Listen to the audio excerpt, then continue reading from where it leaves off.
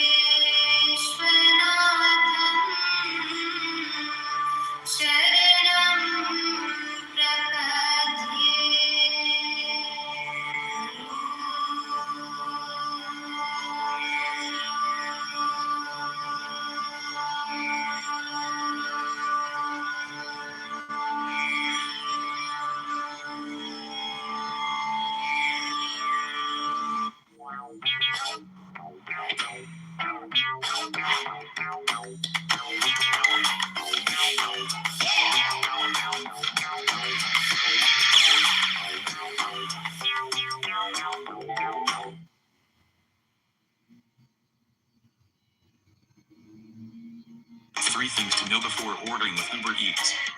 1. You can save money with exclusive offers from restaurants only on Uber Eats. 2. With Uber One, you can get unlimited $0 delivery fee and other member perks. 3. People who deliver with Uber Eats keep 100% of the tip. So get it delivered. Order with Uber Eats today.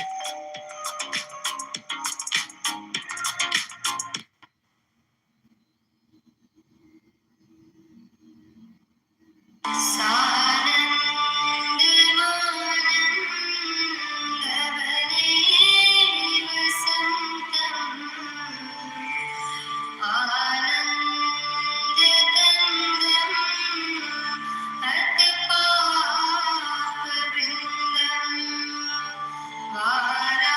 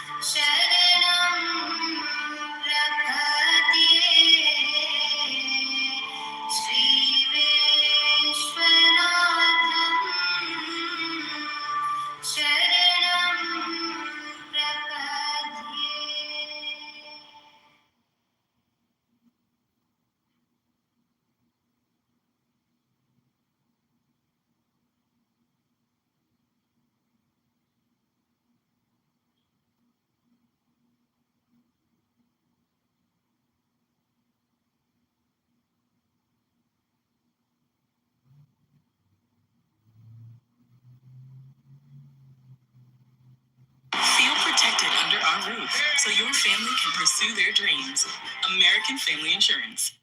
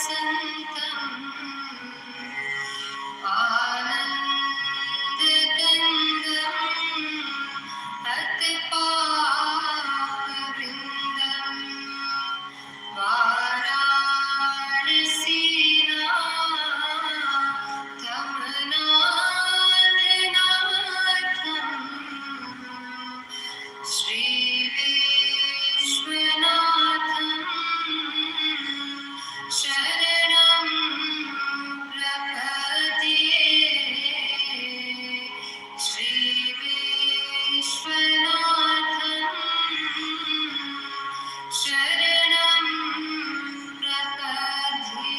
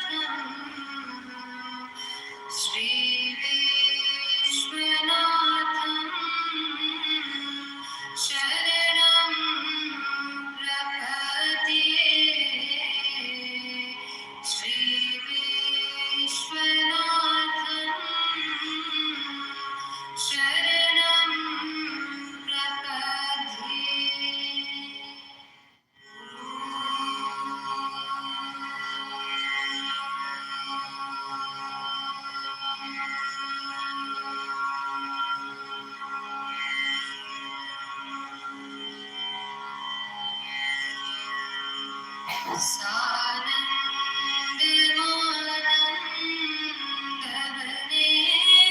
वसंतम आनन्दकन्दम्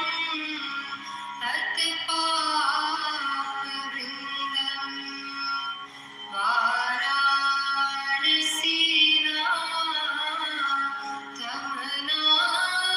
वाराणसीनाथमनाथनाथम्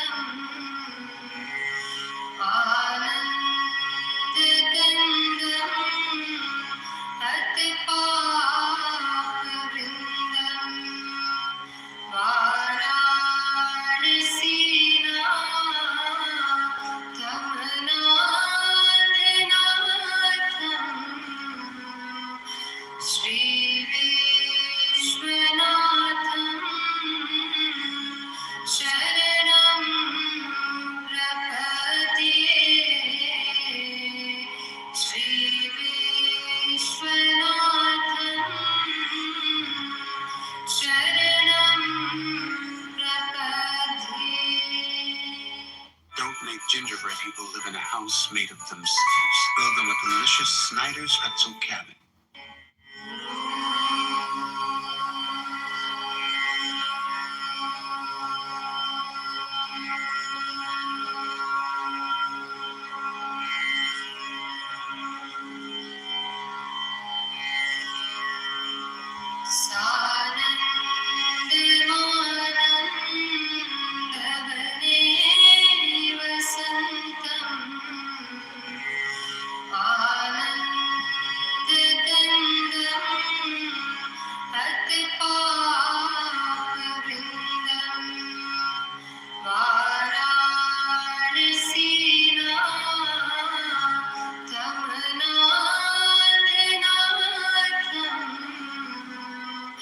Shri Vishwanatham Sharanam Prapatiye. Shri Vishwanatham Sharanam Prapatiye.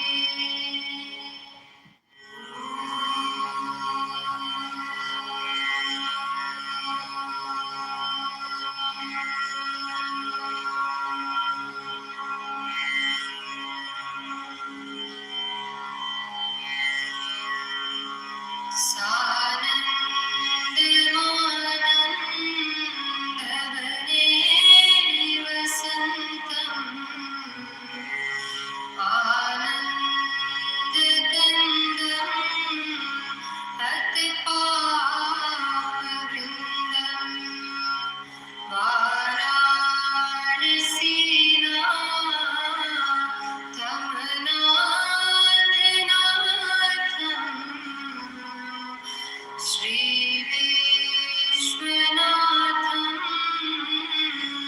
Sharanam Prapatiye. Shri Vishwanatham Sharanam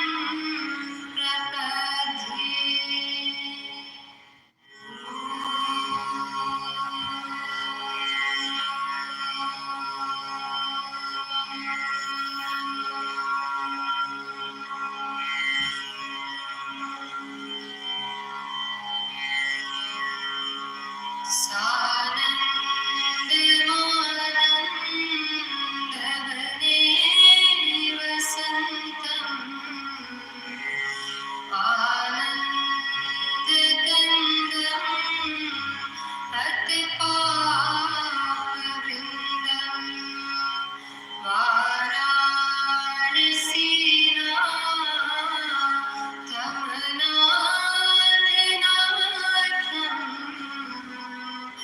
Shri Vishwanatham Sharanam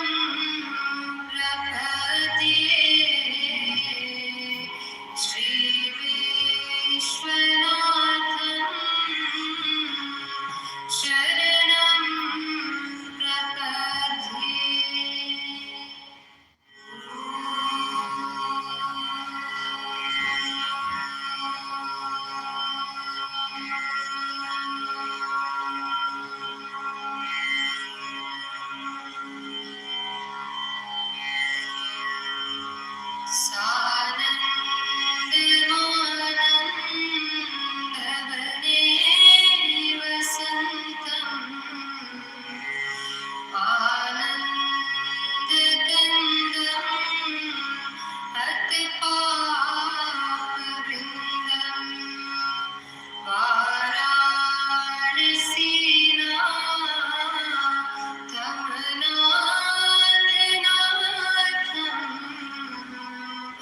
Shri Vishwanatham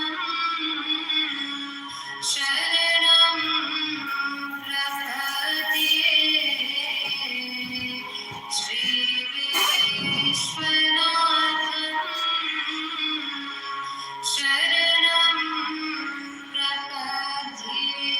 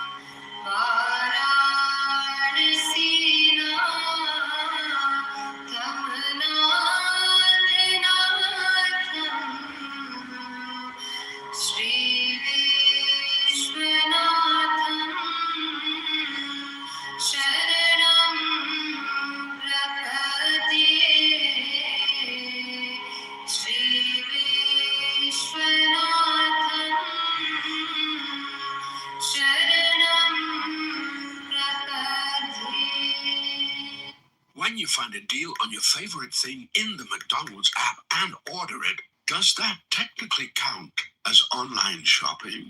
Save money with the app. Ba-da-ba-ba-ba. At participating McDonald's, prices may vary.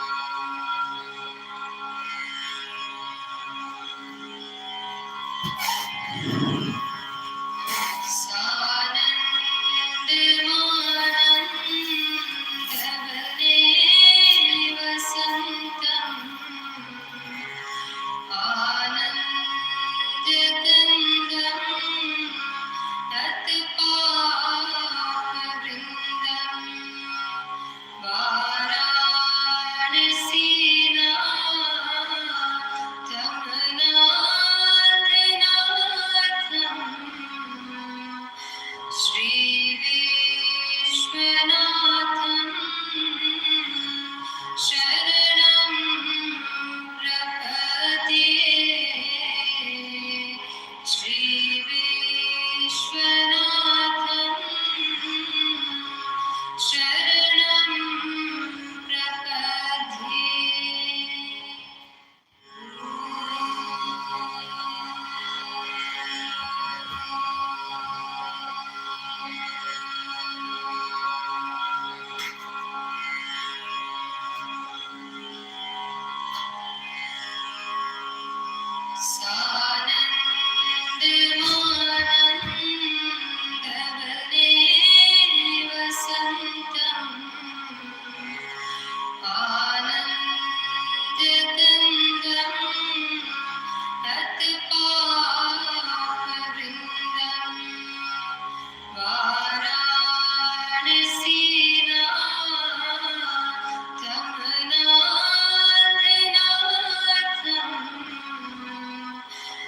Shri Vishwanatham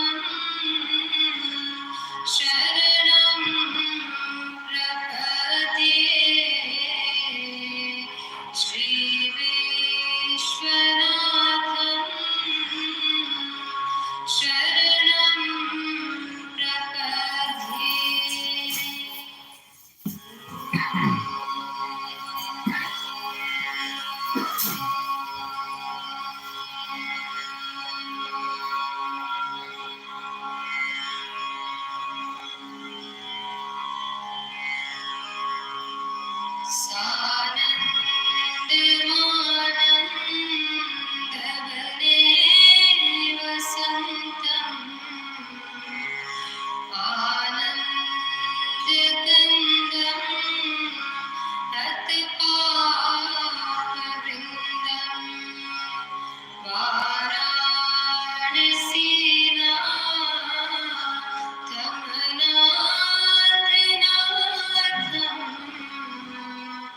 Shri Vishwanatham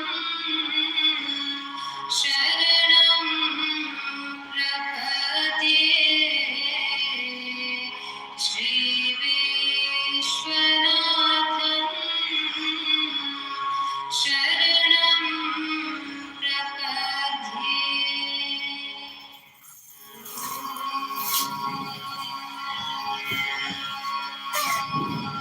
Is that Abby?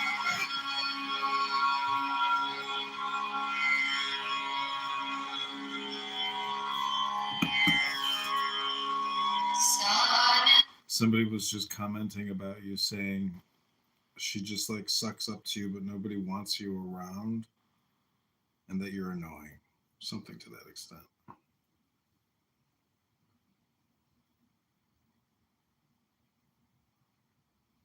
I just said join now, you know. I didn't know what to say to the person because the person who can't speak on this app is the lowest form of life. Just listeners. They're weak. I agree. I don't know this person. I didn't kick him if you think so. It was Pepper. Do you know Pepper? I think I know him from this PTR. He has a funny PTR, but It's Pepe. I don't know. It's Pepe. It's Pepe's picture, but they made Pepe into a makeup person. Yeah. So they don't like you. Oh, it's okay. I don't care. I know. I don't care either. What's your new YouTube? I wanna follow it. Elon Musk, Adrian Dittman. I'll update it later so you can just go to or you can go to adriandittman.com. Let me pin I'll pin the link. I'm gonna send all my traffic to this website because I'm basically doxing Elon Musk. There you go. click that link above. You can see. I'll be posting all my videos there. Actually right now I have 4 YouTubes live. Let's go. And so you can't stop me. You can only put roadblocks in my way, but I can't be stopped. But you know why? Because I can go to Amazon and buy a new burner phone for $50 and get a new Clubhouse account for $15. So at $65, you just can't stop my recordings. It's financially impossible. I have enough money to keep going forever. So did you record the room where you were fighting with Nora today? Yeah, I don't come on here unless everything is being triple Okay, broadcasted. I wanna see that one. Well, good luck. I'll find it. Don't live in the past, Abby. No, I wanna that.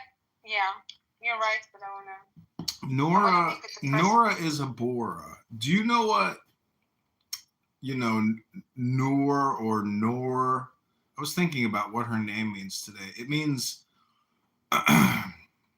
It means normal princess, or she's a boring princess. Anyway, she's just a spoiled little kid, She's a brat. She's low IQ. She's stupid. She's gonna live off of some man. She's incapable of producing for herself. I agree. Come up, Ali. She's a victim. But Nur means apparently light, like God's light on you. I'll think of it. Imagine. There's another If meaning. If that is God's light, then God's light doesn't really work. But don't forget, she also went by Princessia, so that means she thinks she's a princess. She's an egomaniac narcissist like everybody else on this app. Yeah, I will add Ellie to this house. Listen, there's Pepper. Thank you for. See Pepper down there? Pepper was making fun of Abby. I'm not the one that kicks you, by the way. I don't know if you think that. I don't know why you think that. Joe, you just called me a narcissist. Well, can you defend it? No. I mean, if I was in Washington, D.C. at the only castle in Washington, D.C., in District of Columbia here in U.S., and there's a castle, and outside they have these little tiny plants, and guess what they're called? The narcissus plant. The narcissist plant. Yeah, Narcissim. Yeah, it's a well-known flower. I didn't know that. I also didn't know, when I was younger, that the name of the grape is the name of the wine. Merlot grapes, Cabernet. Oh, yeah. I didn't know that. My favorite so far is Isabella. They're amazing grapes, and they make amazing wine. Georgian, I think. At least I drank a Georgian Isabella wine. It's absolutely freaking fantastic. It's somewhat like it's unique, like the Concord grape. Did you see that they have massive protests in Georgia?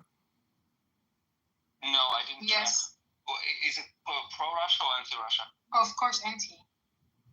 Probably anti. Perfect. Yeah. Oh my fucking god! I need to buy real estate there, and maybe hopefully. Also, they're not going to be strong enough to be anti-Russia. Romania also has. Russian Federation will fall apart. They will split into how many? The whole. Why do you think the Russian Federation will break apart? Because nobody will lift sanctions, and those how do you call them? Like it's not countries, but how do you call it? Like states. Those states that actually rich with resources and now feed Moscow, they will just say like, look, we want to live like normal people, and they will split. And Russia will not be able to force them into like it's for the same reason that the Soviet Union fell apart, basically. Yeah. Well, you're definitely a narcissist. Yes, I am. Thank you. I mean, I got to tell you, there's like a 99% chance that the status quo or whatever the situation is now is going to be the situation in the future. Did you know that? The concept. That's the statistic of every situation.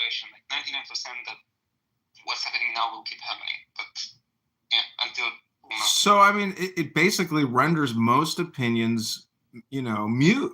I got to tell you, like what you just said is probably the exact opposite of what will happen. Okay. Are you tracking the situation in Russia? No. Well, I'm just saying that. Well, Joy. I'm just saying that the motifs or the symbols or the formulas, they're not getting changed. There's a balance already at play, and therefore your opinion of a total rebalancing is most likely incorrect. I'm not talking about total rebalancing. You did. You said the whole federation was going to fall apart. Yeah. Okay, so that would mean that But means it's not total rebalancing. It's just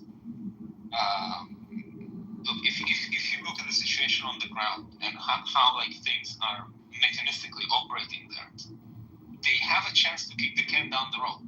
That's true. okay. But Okay, let's welcome the new speaker to the room. Richest is a prisoner. Prisoner number what's your inmate number? don't do that, dude. What do you mean don't do that, He dude? robbed the old white lady when she was going to the library. Really? Mm-hmm. That's despicable. No, that's the past. That's the past. Well, since you're a prisoner, I'm going to put you where you belong, in the goo. No. What do you mean, no? His offense against Clubhouse is his microphone. I don't really care. No, I'm not going to bring you back up. I'm a sucker for high quality audio. I'm not going to bring you up. You can just sit in the goo with. Why do you do to him? He's a prisoner. Let him sit with the prisoners in the goo. I'm a communist right now. I'll be a capitalist in 10 minutes. If he can bring some value, maybe I'll let him into the group. Oh, that's a good one. Apparently he has a good business, but I don't know what that business is. He's not willing to tell because he has a lot of haters. We'll tell him to put it Why in do people? Wait. Why do people hate him? because he's a prisoner. If you talk to him, you will know. What did he tell you? Riches, I'm that not means hating him, I'm neutral. I hated that he robbed an older white lady who was going to the library. Wait, robbed? Rob. Yeah, robbed her with a gun. He's a criminal. What the fuck? But this happened 7 years ago. He needs 13 years sentence for that. Well, if he repented and tries to integrate into society, I don't give a fuck. Well, That old that's- lady probably been a motherfucker herself. Whoa. She had nothing to do with his crime. She's the victim. Exactly. What the hell is wrong with you? What do you mean? Why do you blame the older lady? I did. Sorry, Abby. I'm going to go back to meditating. You bring too much chaos into my life. Okay, I will make a new room.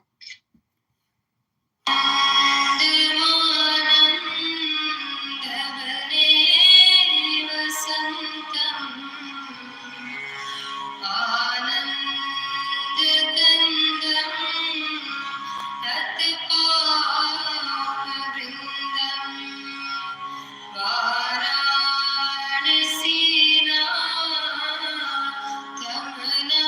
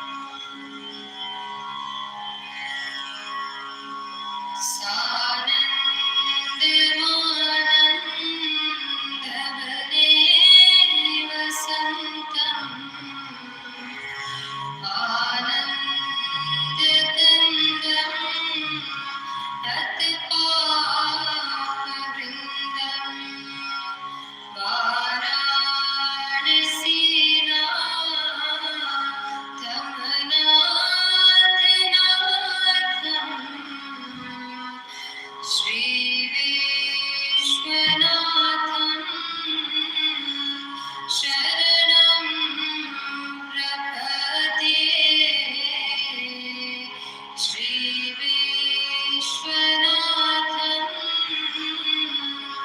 Sharanam Prapadhe.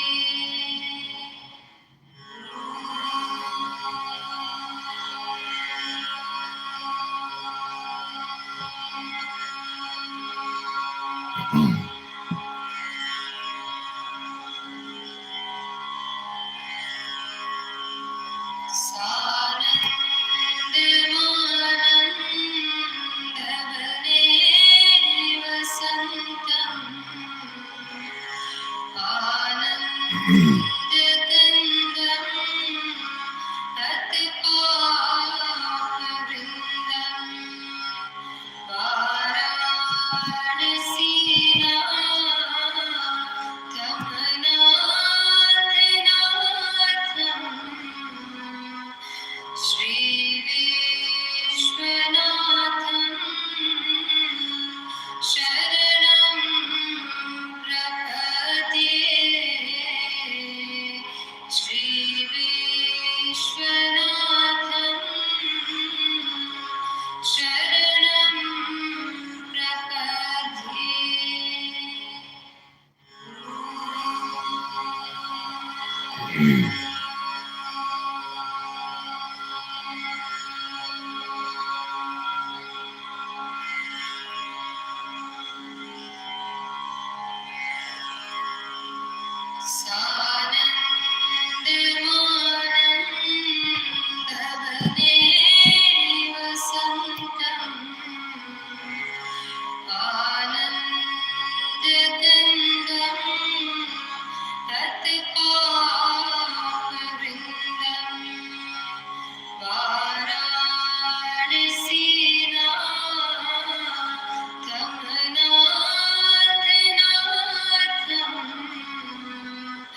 Shri Vishwanathan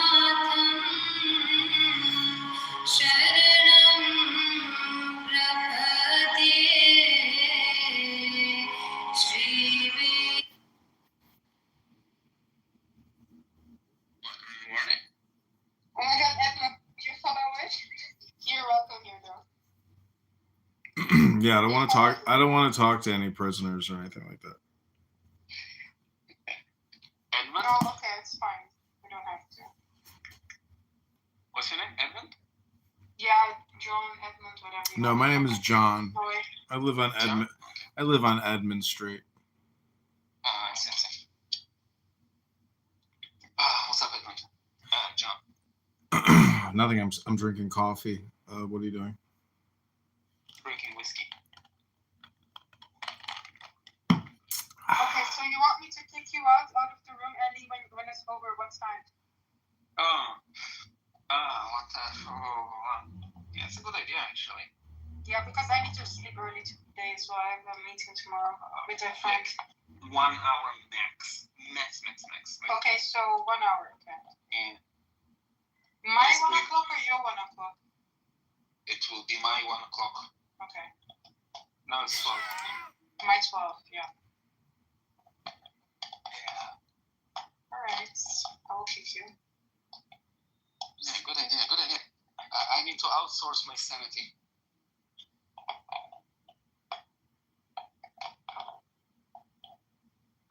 It became cold here, and I'm too lazy to switch the air conditioner on to heat. So I'm looking like how to put something on. So instead of fixing your problem, you're just telling us about your problem on Clown House. Yeah. That's the problem. People just come here to complain about how things aren't working, and they never do anything. Like, I got all this work I got to do, but instead I'm not going to even bother to come here and say, hey, I got to go paint this, I got to go do that, I got to go fix this, I got to go replace that. No, that's not how I use this app. Wait. Not Joy. Now I figured out who you are. What happened to your room? What do you mean? What happened to my room? We waited. Oh, I did.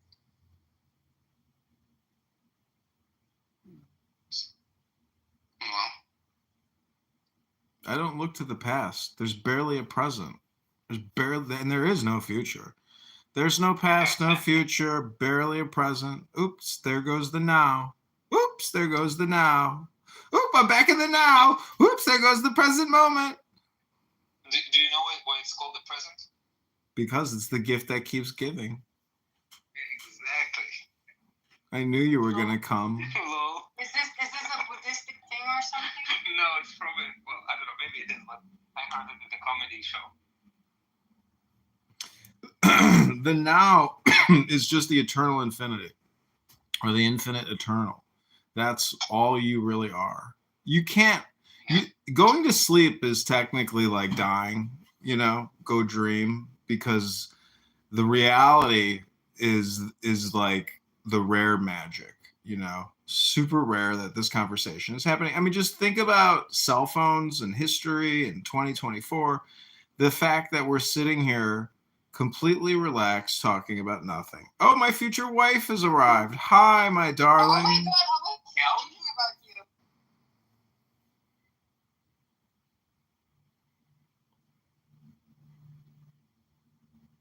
You were talking about me? Oh. No, No, we've been talking about you. I was thinking of you just now, literally. Oh. Yeah. That is You crazy. said- I didn't even Wait, pay her. wait, Oh, I don't even follow her. Wait, it was a disappointed oh. Yeah. No, why should be Yeah, disappointed? wait, you asked if we were talking about you, and Abby said, no, we're just thinking about you. And you sounded disappointed. No, but the fact that thinking about me is more interesting than talking about me. Okay. Hmm? You think so? I don't know. Hmm? I don't know. It is better in one respect. At least nobody has been shitting about you behind your back. I don't care anyway. Who's care? I don't know. I try. Even it's the case. Like, I care for my reputation. If somebody talks about No, I my don't. back, I know that Abby will defend me. I really don't.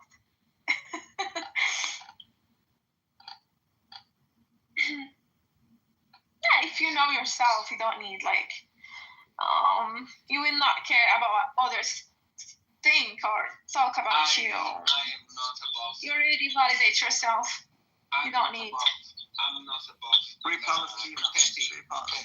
Petty ego. Free Palestine. Yeah, from Palestine. Okay, yeah. Free Palestine, yeah. Okay. Free Palestine. Like, what's the next? Okay, yeah. Is Palestine on sale lately? Honestly, I don't care. Like, I'm not. It's quite nearby. What? I'm saying I care. It's quite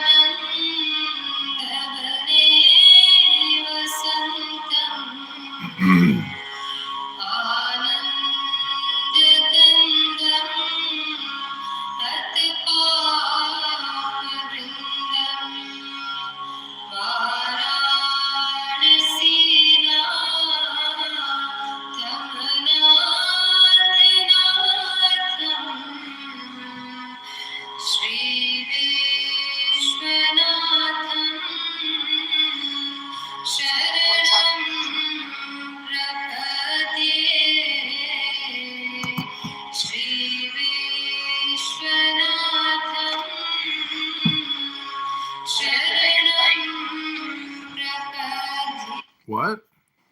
What is it that you're playing? I don't know. It's just some Indian chick doing a meditation, doing a mantra on YouTube. Is that what you were playing earlier in the room when Tim was on? Yeah. Really? Yeah, it's just some Indian chick singing. Can't be that far apart.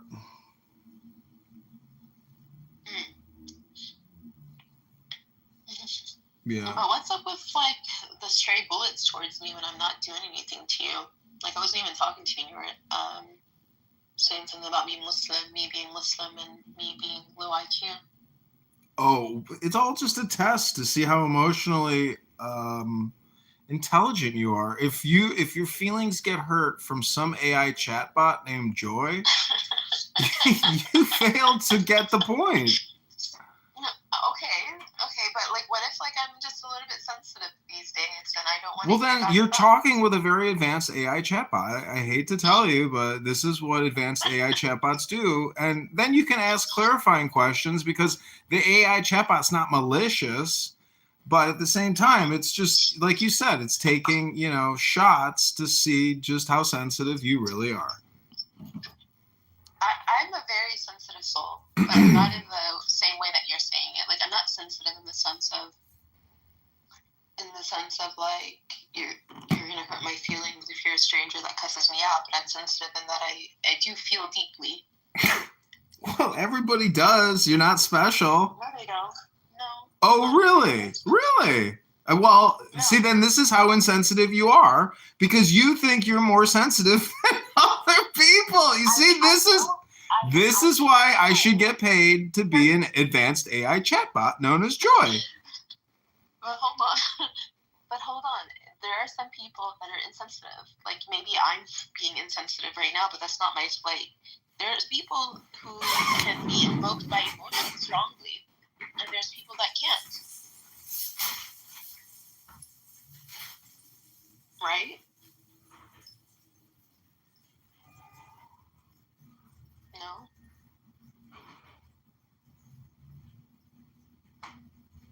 Joy, AI. Yeah, I'm here. I'm just getting more coffee. Yeah, we speak English. And so the whole thing is, I was just, even this morning, I looked up passages in the Bible about the word anger, and it totally exposes about how words create anger. Yeah, can I play you something that actually is really important about listening? It's like 4 minutes, maybe less. Okay, fine. Go ahead. Oh, let me find it first. Let's see. Hamza Yusuf. See, oh God, you're gonna play some pro-Palestinian thing? No, it has nothing to do with Palestine. Well, you said Hamza Yusuf. Hamza, not Hamza. We have to teach you how to say the ha correctly. Okay, you got 10 seconds to find this clip. I know, right? Like, I'm trying to find what it said that he was. What was it about? It was about the art, the ear. Well, let me ask you this. Have you taken the deepest breath of the day through your nose and held it for 10 seconds yet today? So what is the best way to, like, I work out obviously, but like I don't think I work out, like I breathe right when I work out. Yeah, you could do. So I took this girl to the beach this summer and we were doing yoga at the beach, and she was an opera singer. And I was showing her how to do hyperventilation and then breath holds and then posing in yoga. And she was like, wow. She's like, I can't believe it. She's like, I've never done this before. Okay, so I do want to hear more about that. But before I do that, I did find that it's only 2 minutes. Okay, tell me what you think, because I really, really like this. And I think it's very relevant to Clubhouse, even though we can just get off the app. But when we don't, it's very relevant. Okay, get a life. Let's hear it. Okay.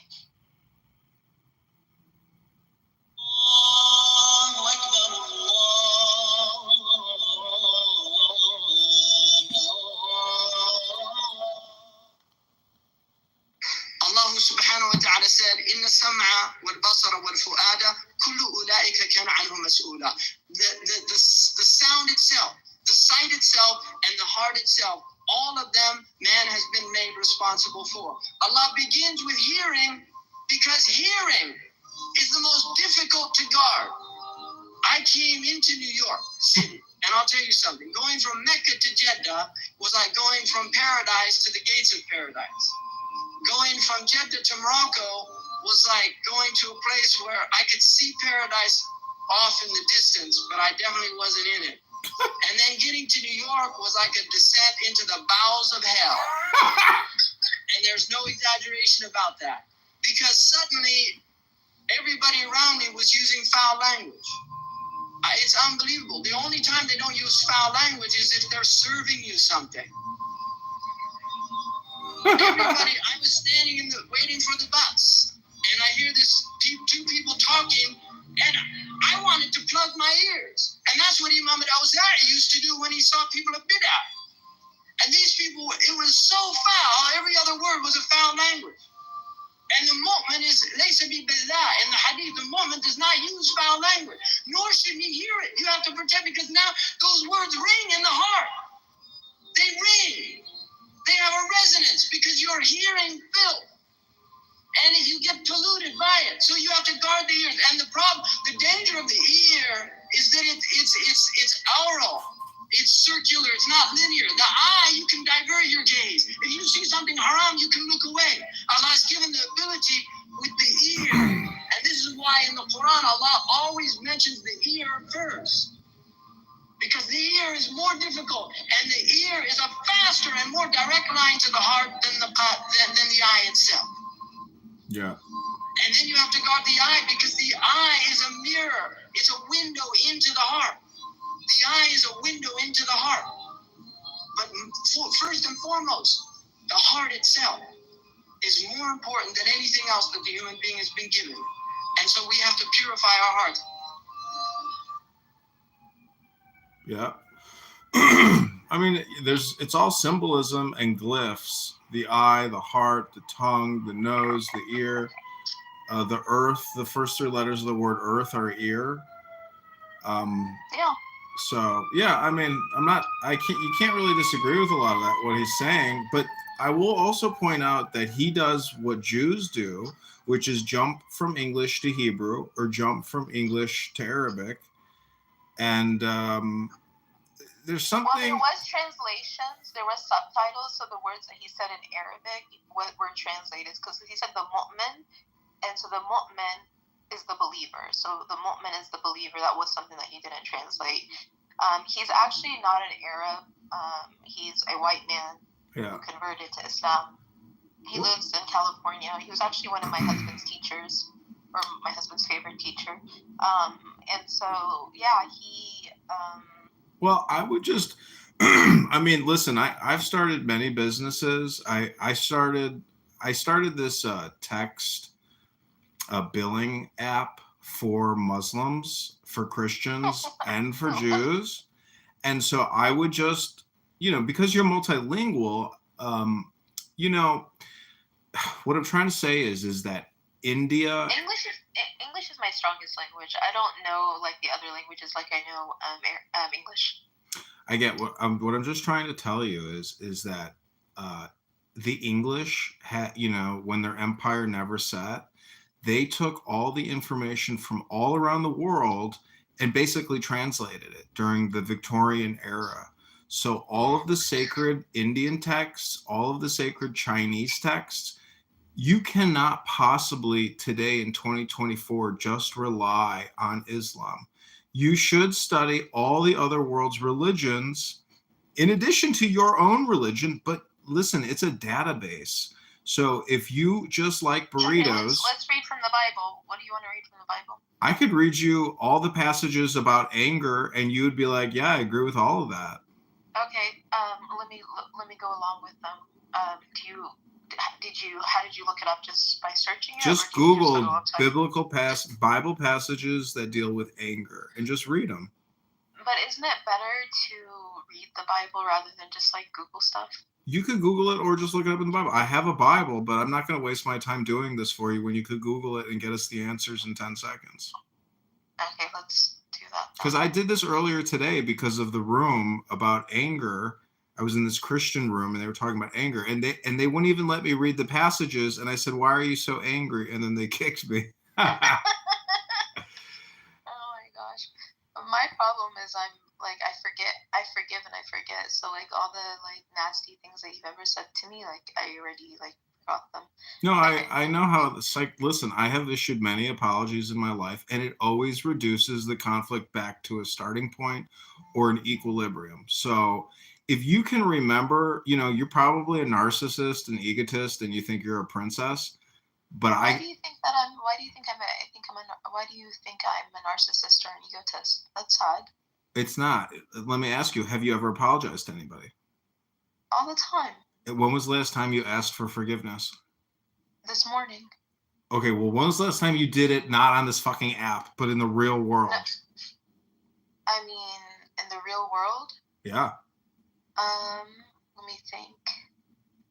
Maybe like 3 hours ago. No.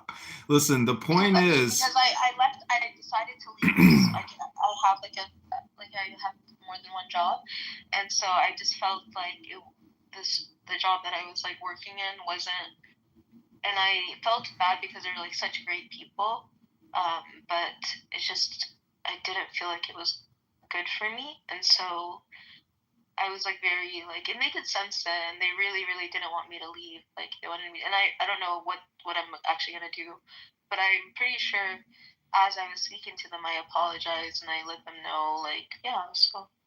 Like, I could have just. see, the point about an apology is it's supposed to be an act of humility, meaning that you put the other person up on a pedestal and you humble yourself and you say, I am sorry, please forgive me.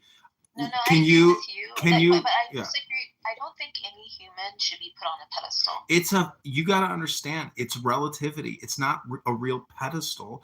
It's giving somebody. Even in the metaphor world, like we are all human. Well, this mostly deals with elders and not with associates or friends, or it's really dealing with your elders. Yeah, of course. Like when it comes to my elders, like not like especially my family. Like my family really matters to me, especially those that are very connected to my father, like his siblings, since my father passed away. Like they no matter what has happened with us in the past, I'm the one that always goes to them, checks on them, makes sure they're good, because like they're my father's siblings, so they mean a lot to me because they're connected to him. You know what I mean?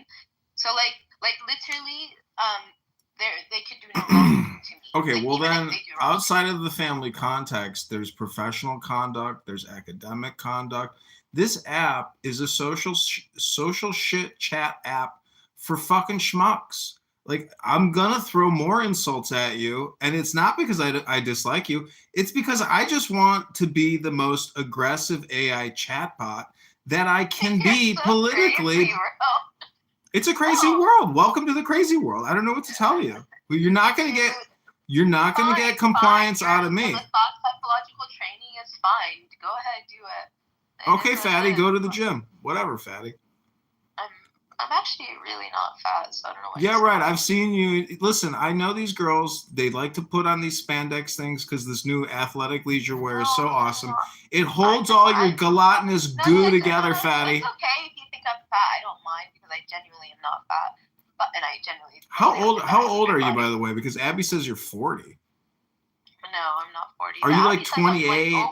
Are you over 30? Abby says I'm in my 30s. But Abby says I'm over 40. Like, it's hilarious. Yeah, I don't understand. You don't sound like you're in your 40s. You sound like you're in your late 20s, early 30s.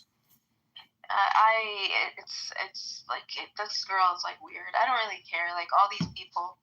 You know she's probably gonna rewatch this, like, because she wants to know my new YouTube channel so she can listen to all of this. Let me talk to Abby then, since she's gonna watch it, right? Well, the point is, you know, you shouldn't have an emotional problem on this app. I mean, in many ways, Diego you're right. Diego is trolling you. You don't even know that Diego doesn't care about you. He's just trolling you. No, Diego cares about me. Don't say that to me. Listen. Why would you say that? Listen, well, truth be told, I don't think he really cares about anybody. No, Diego's a really great guy. Like, leave him alone. Well, let me ask. He cares about girls, Joy. Some people care about girls. No, Diego's Diego even cares about you. Listen, Rob, how's it going? We're going to Shalala. You know why he cares about Joy? You know why? Why? Because he likes to be joyous. He likes to have fun. He likes to have joy. Diego's like an easygoing, joyful guy. Like, he's a good guy. Listen, you both are peas in the same pod. You're both depressed. You're both fatties. I don't know what to tell you. like, what's there to be depressed about in life? Like, are you serious? Yo, you're saying it now, but I wonder what Diego means. And Diego's not depressed at all. Like, I wonder what Diego means in Arabic because I know what it means in Hebrew. I don't know. I don't. think it's the word. If you break it up, it's 2 words. The first part is Do you know die. what it means? Do you know what it means in Hebrew? Joy. Diego in joy? Hebrew would mean a fisher, someone who hunts fish. Oh, really? Oh, interesting. Yeah. Maybe he's like Jesus then, because Jesus, the symbol is the fish. He's a Catholic. Jesus is the symbol of a fish. I didn't know that. Yeah, they just uncovered one of the first Christian. Oh, like you know in Judaism what symbolizes fish. You know that. What? Purim. Oh, porn. The month of Purim is the symbol of the month of Adar. The month of Purim is fish. Oh, Masal really? Adar Dagim. Oh. Yeah, Purim is a cool party. Princessia, have you ever been to a Purim party? No, I think I've just seen it online. Joy, you know. Is Rob still talking? Because I can't hear him. I don't know his connection. Hello? He's on his cell phone, I think. Yeah, no, it's sad. Like, I'm sad that you think that well, that's kind of ironic.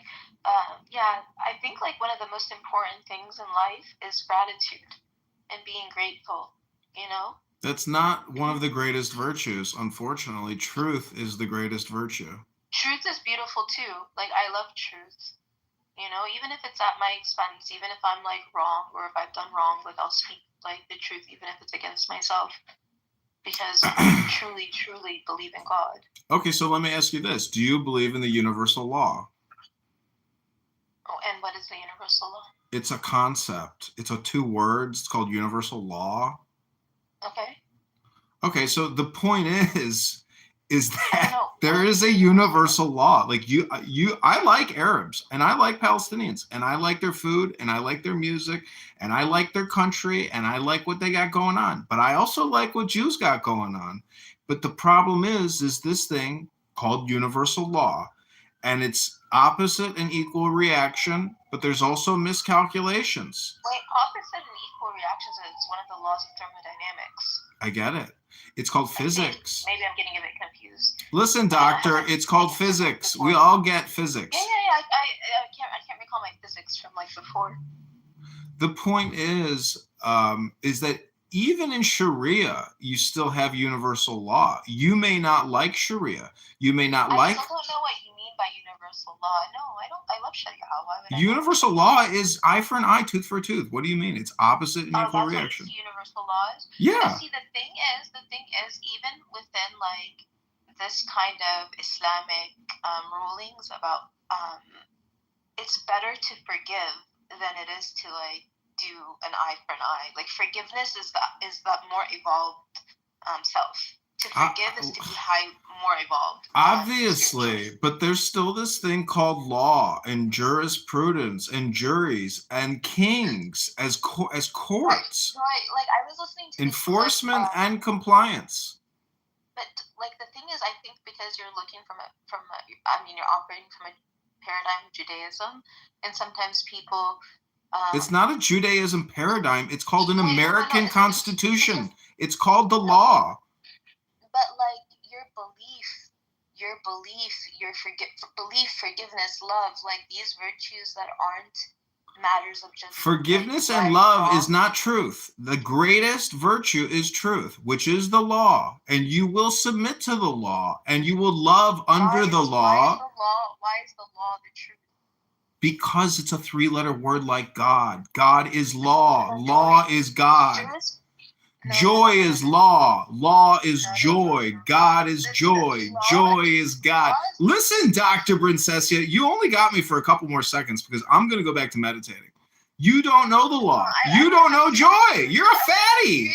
You're a fatty. You're a fatty. It's okay. You're a fatty. It's okay. I've been working out all my life. So whatever, fatty.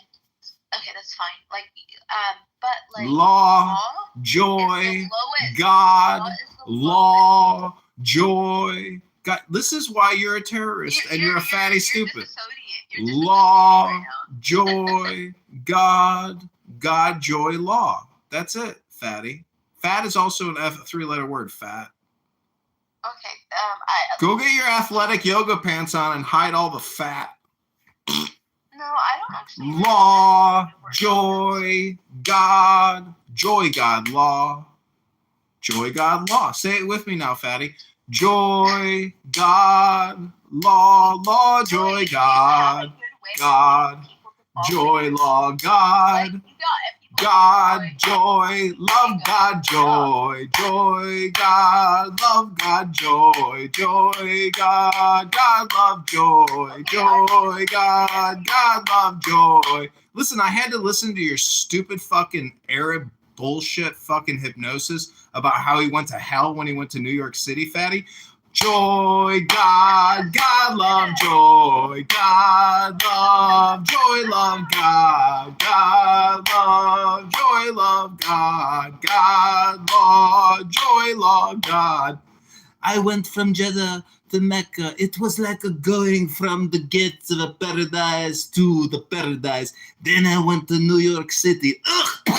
It was like hell. I heard vulgarities and profanities. I closed my ears. I closed my eyes. I want to go to Allahu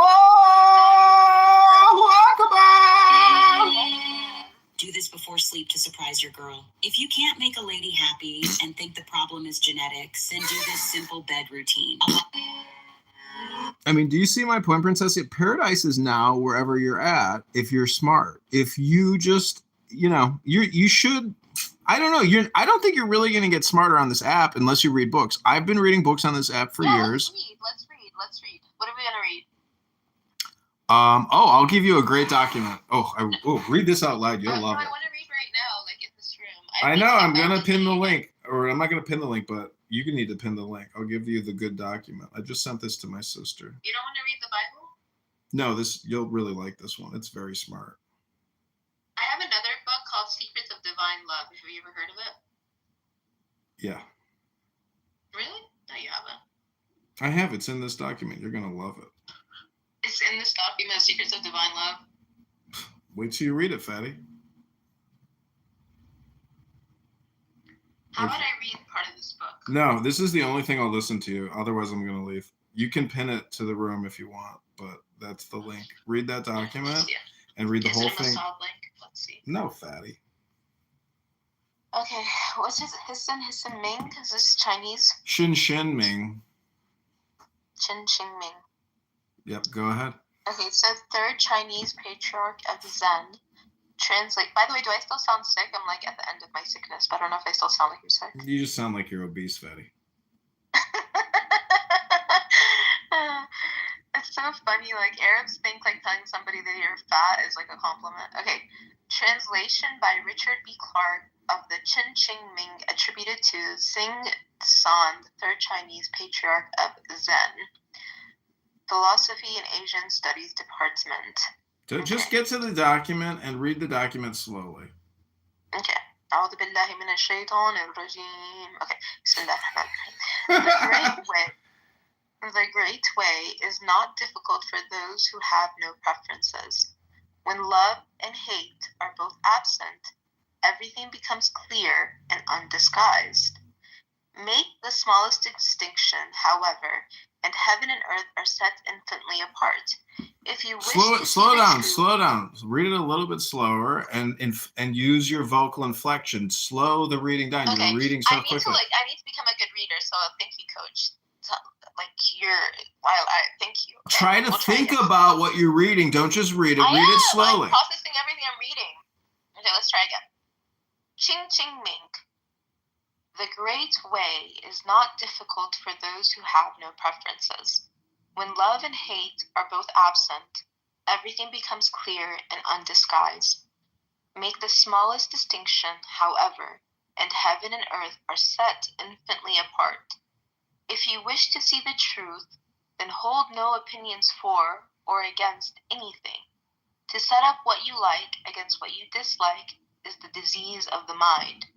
When the deep meaning of things is not understood, the mind's essential peace is disturbed to no avail. When the deep meaning of things is not understood, the mind's essential peace is disturbed to no avail. The way is perfect, like vast space where nothing is lacking and nothing is in excess. Indeed, it is due to our choosing to accept or reject that we do not see the true nature of things. Live neither in the entanglements of outer things nor in inner feelings of emptiness. Be serene in the oneness of things, and such erroneous views will disappear by themselves. When you try to stop activity to achieve passivity, your very efforts fills you with activity.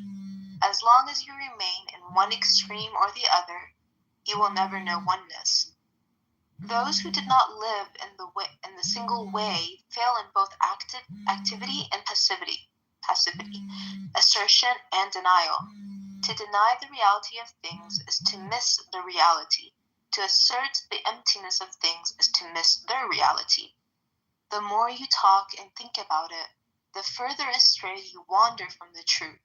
Stop talking and thinking, and there's nothing you will not be able to know. To return to the root is to find the meaning, but to pursue appearances is to miss the source. At the moment of inner enlightenment, there is going beyond appearance and emptiness. The changes that appear to occur in the empty world we call real only because of our ignorance. Do not carefully. If there is even a trace of this and that, of right and wrong, the mind essence will be lost in confusion. Although all dualities come from the one, do not be attached even to this one. When the mind exists undisturbed in the way, nothing in the world can offend, and when a thing can no longer offend, it ceases to exist in the old way. When no discriminating thoughts arise, the old mind ceases to exist. When thought objects vanish, the thinking subject vanishes. The mind, subject, is such because of things, objects. Understand the relativity of these two in the basic reality, the unit of emptiness. In this emptiness, the two are indistinguishable, and each contains in itself the whole world. If you do not discriminate between coarse and fine, you will not be tempted to prejudice and opinion. To live in the great way is neither easy nor difficult, but those with limited views are fearful and irresolute.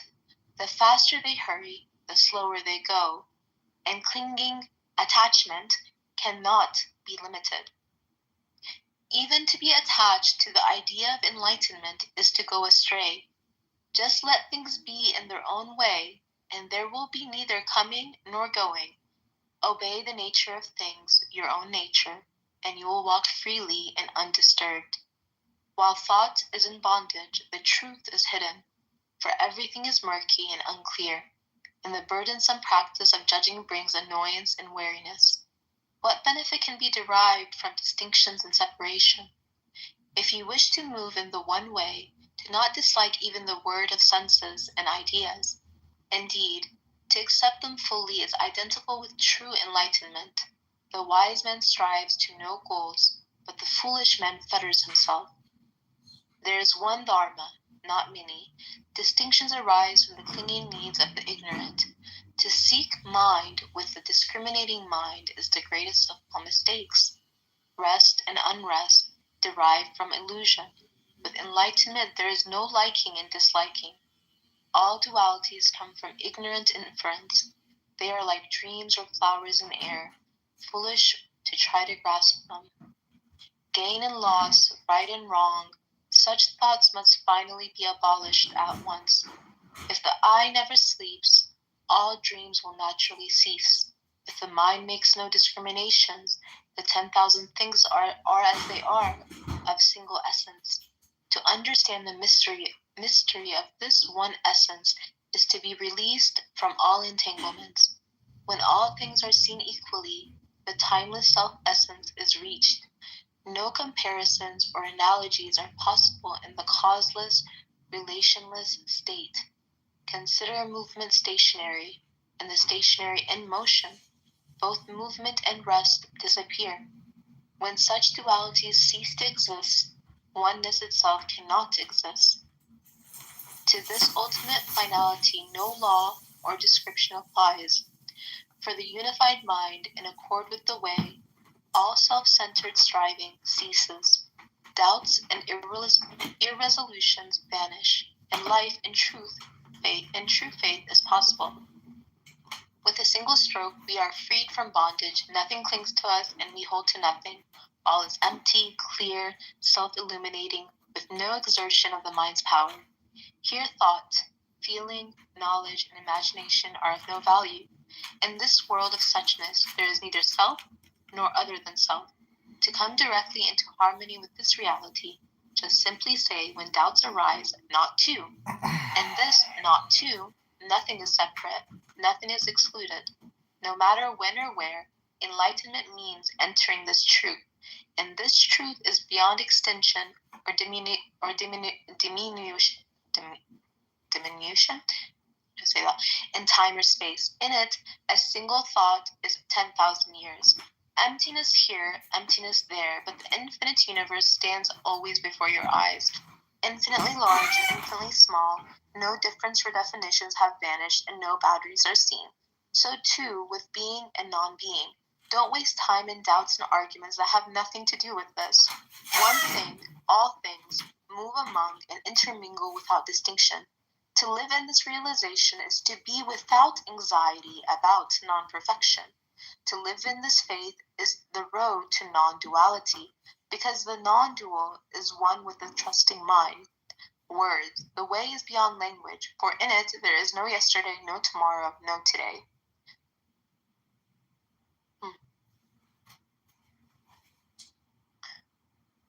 What do you make of this no duality thing?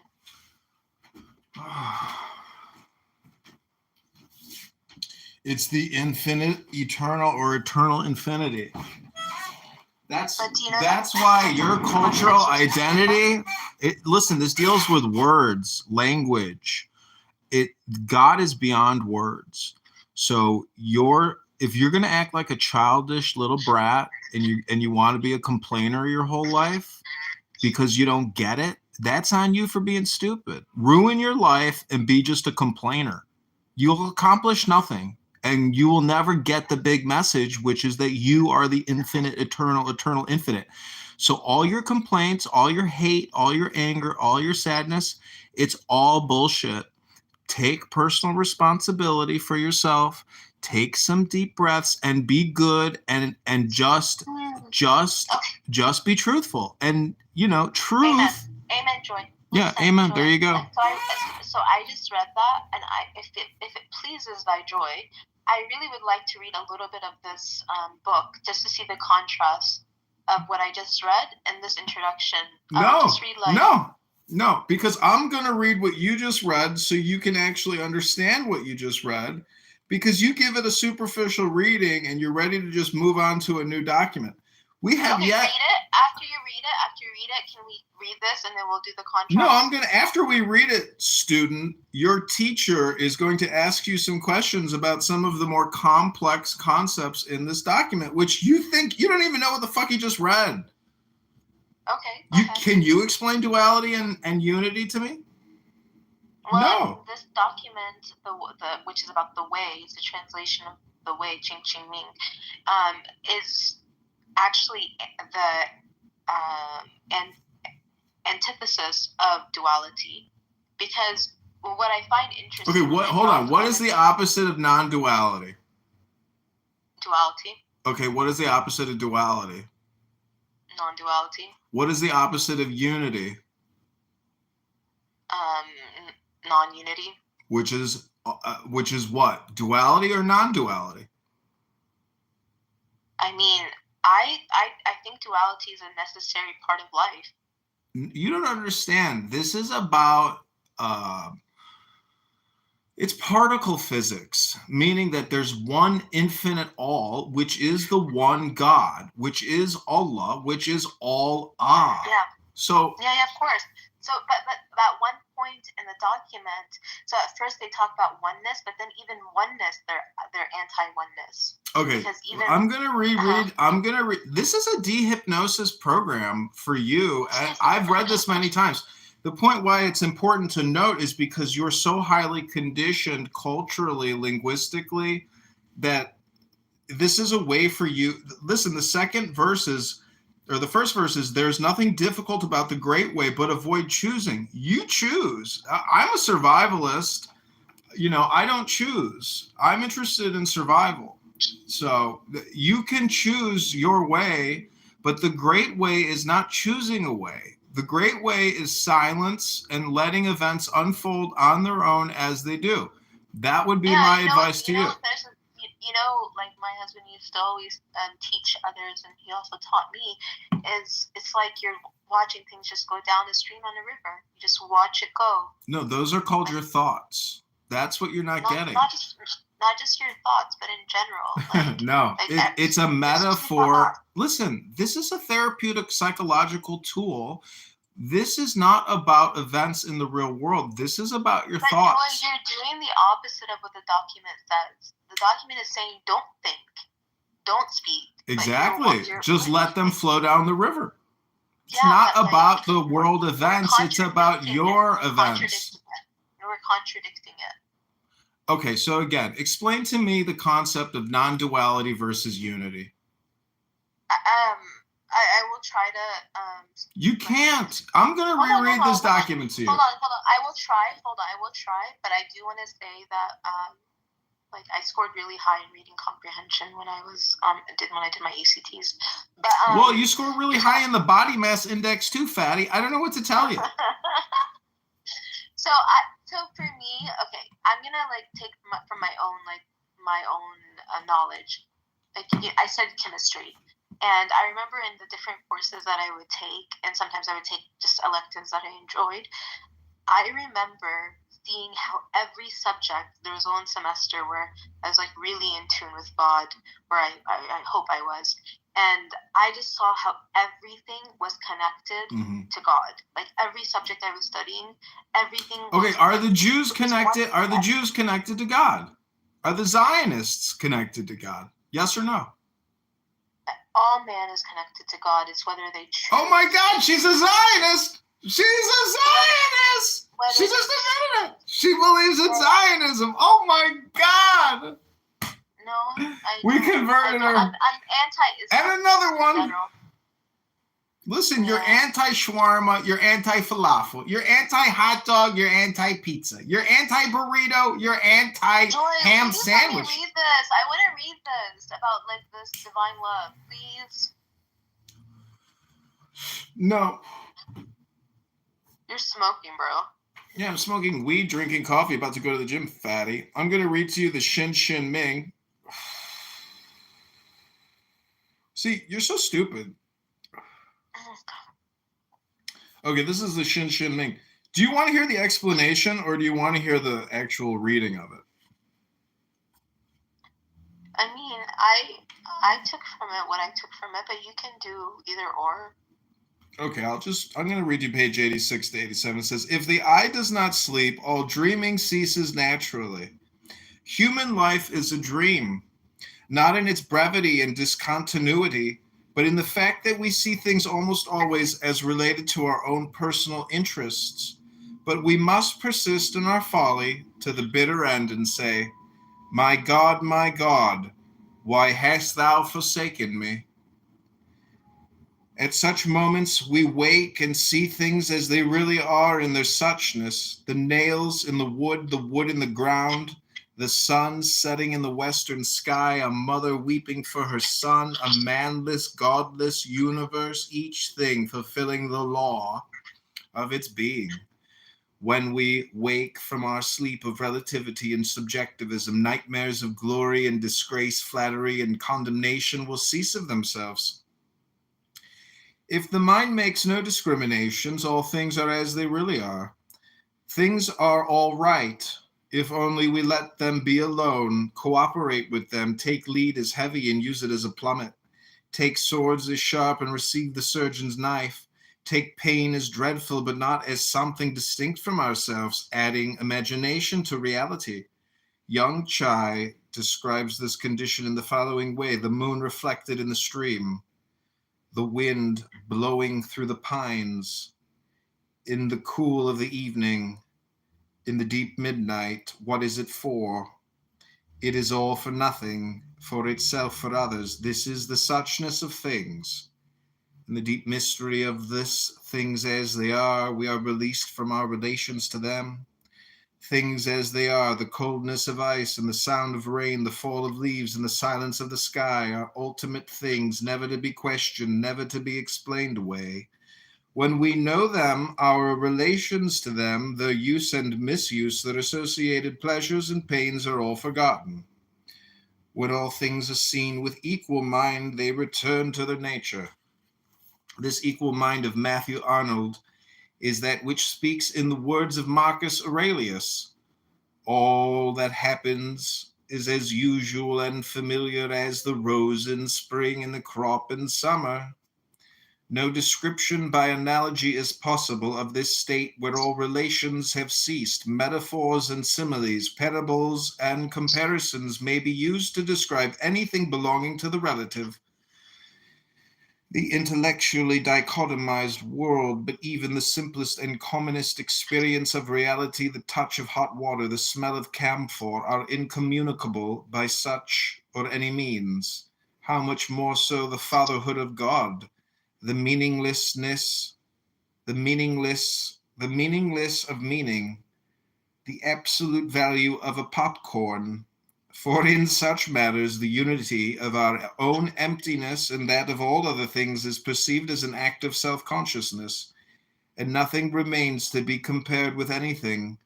In Chapter 7 of the Platform Sutra, we are told of Nanyue and his meeting with Huineng, the sixth patriarch, who asked him from whence he had come. From Sutsan, he replied, "What comes?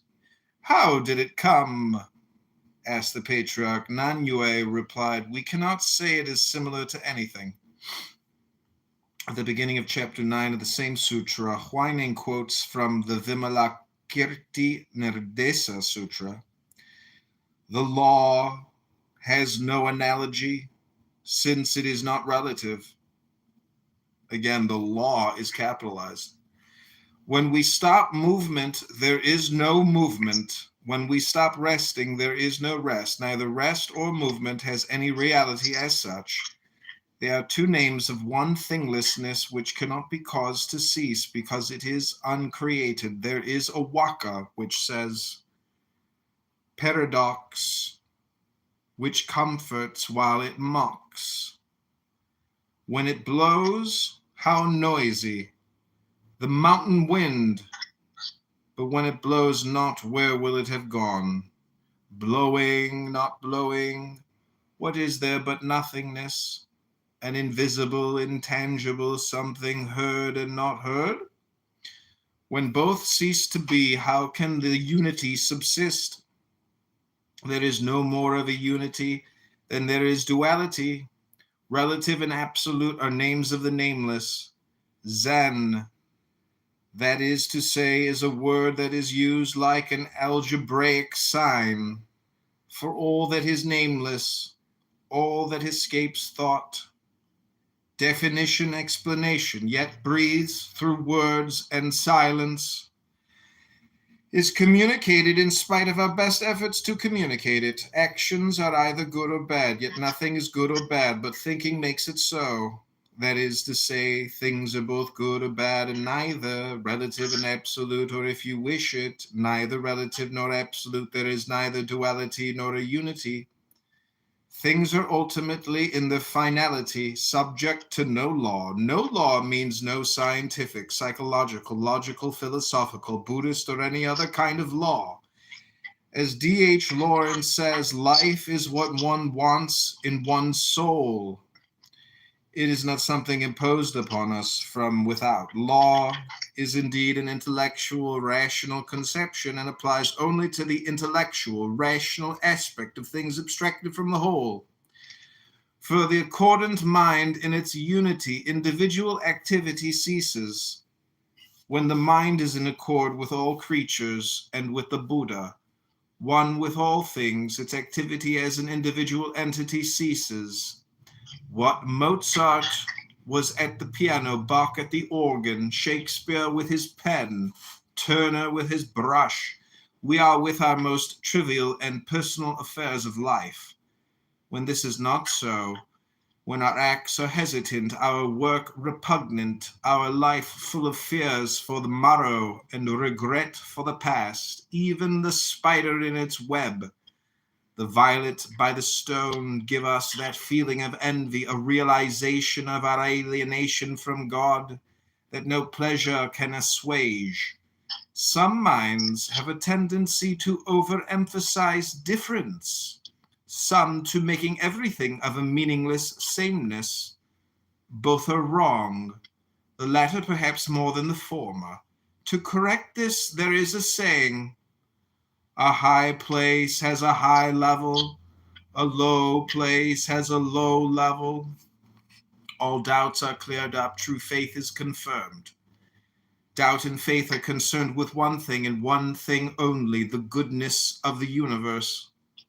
And this is tested by us most intimately and searchingly within ourselves. If at the outset we stipulate a personal deity, individual immortality, and so on, no resolution of doubt and establishment of faith is possible. We are to make no demands, whatever upon the world. Judge not is the word here too, standing apart from things and questioning them, praising and condemning. This is the cardinal error.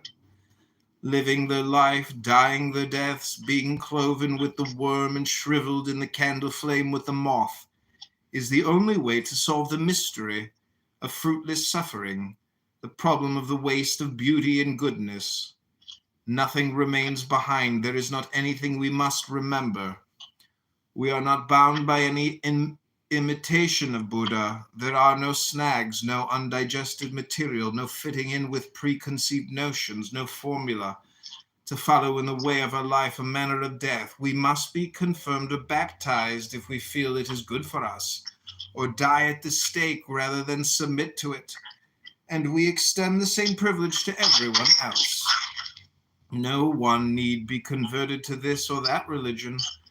When we do wrong or make mistakes, we go on with renewed vigor to the next task. A faux pas cannot check us or make us dwell on it with self-torturing shame. Empty, lucid, self-illuminated, with no overexertion of the power of the mind. Empty means with nothing clogging the mind, no trace of self-interest. Lucid means seeing unreason as clearly. I could keep reading this, but the point is, all the problems have already been worked out. It's all in the books from this book, I think it's from, the Japanese have figured out all this shit. And this is why the Japanese almost took over the world. What year is this from? Anyways, this is a British guy that lived in Japan. It's first printed in 1960. It's an expensive book. Anyways, this is a reprogramming book. I read it out loud to reprogram myself and others, but it's indisputable intelligence and incredible insight into self. All of these world religions deal with self-actualization, self-realization, and the science of self. You are trying to improve your life. That's what these books are for. I don't know what to tell you. You can play all the imaginative LARPing Comic-Con games you want, but at the end of the day, you're responsible for yourself. All the money you're ever going to make in your life is all on you. You're going to be the one who makes it. You might get some inheritances or something, but for the most part, your entire well-being depends on yourself. So I may be projecting here, but the point is, books can set you free. Good books can set you free. So if you want to read something, go ahead. Hold on, I'm trying to find a new profile picture. Oh, you're trying to prove you're not a fatty? No, I just wanted to change my profile picture. Let's see. Ooh la la, she's the Marilyn Monroe of Syria.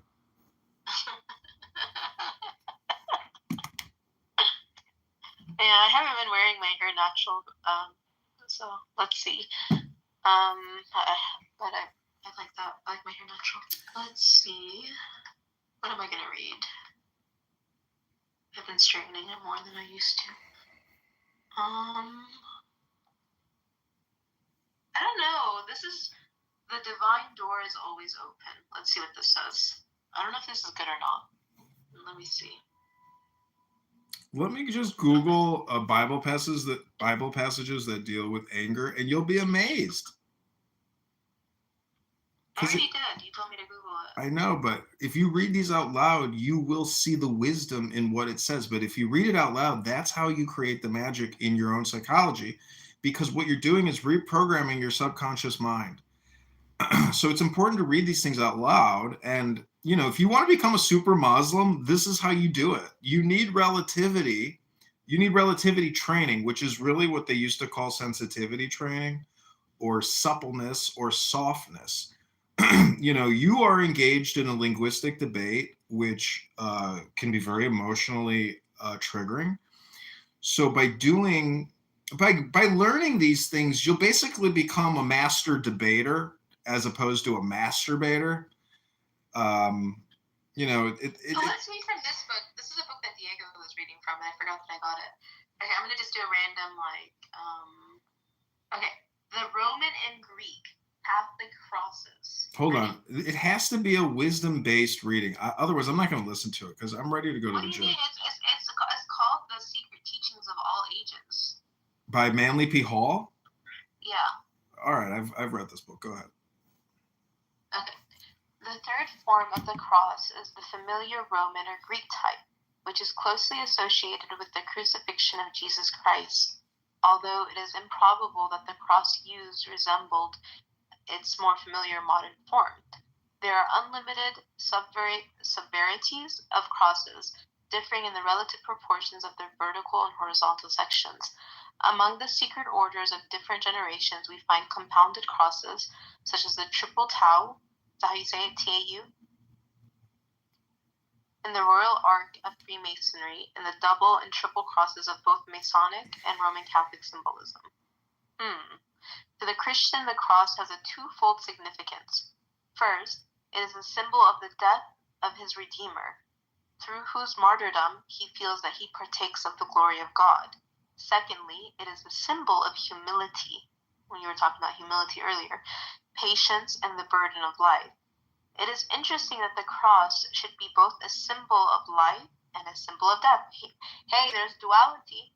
Many nations deeply considered the astronomical aspect of religion, and it is probable that the Persians, Greeks, and Hindus looked upon the cross as a symbol of the equinoxes and the solstices. So how to say this word?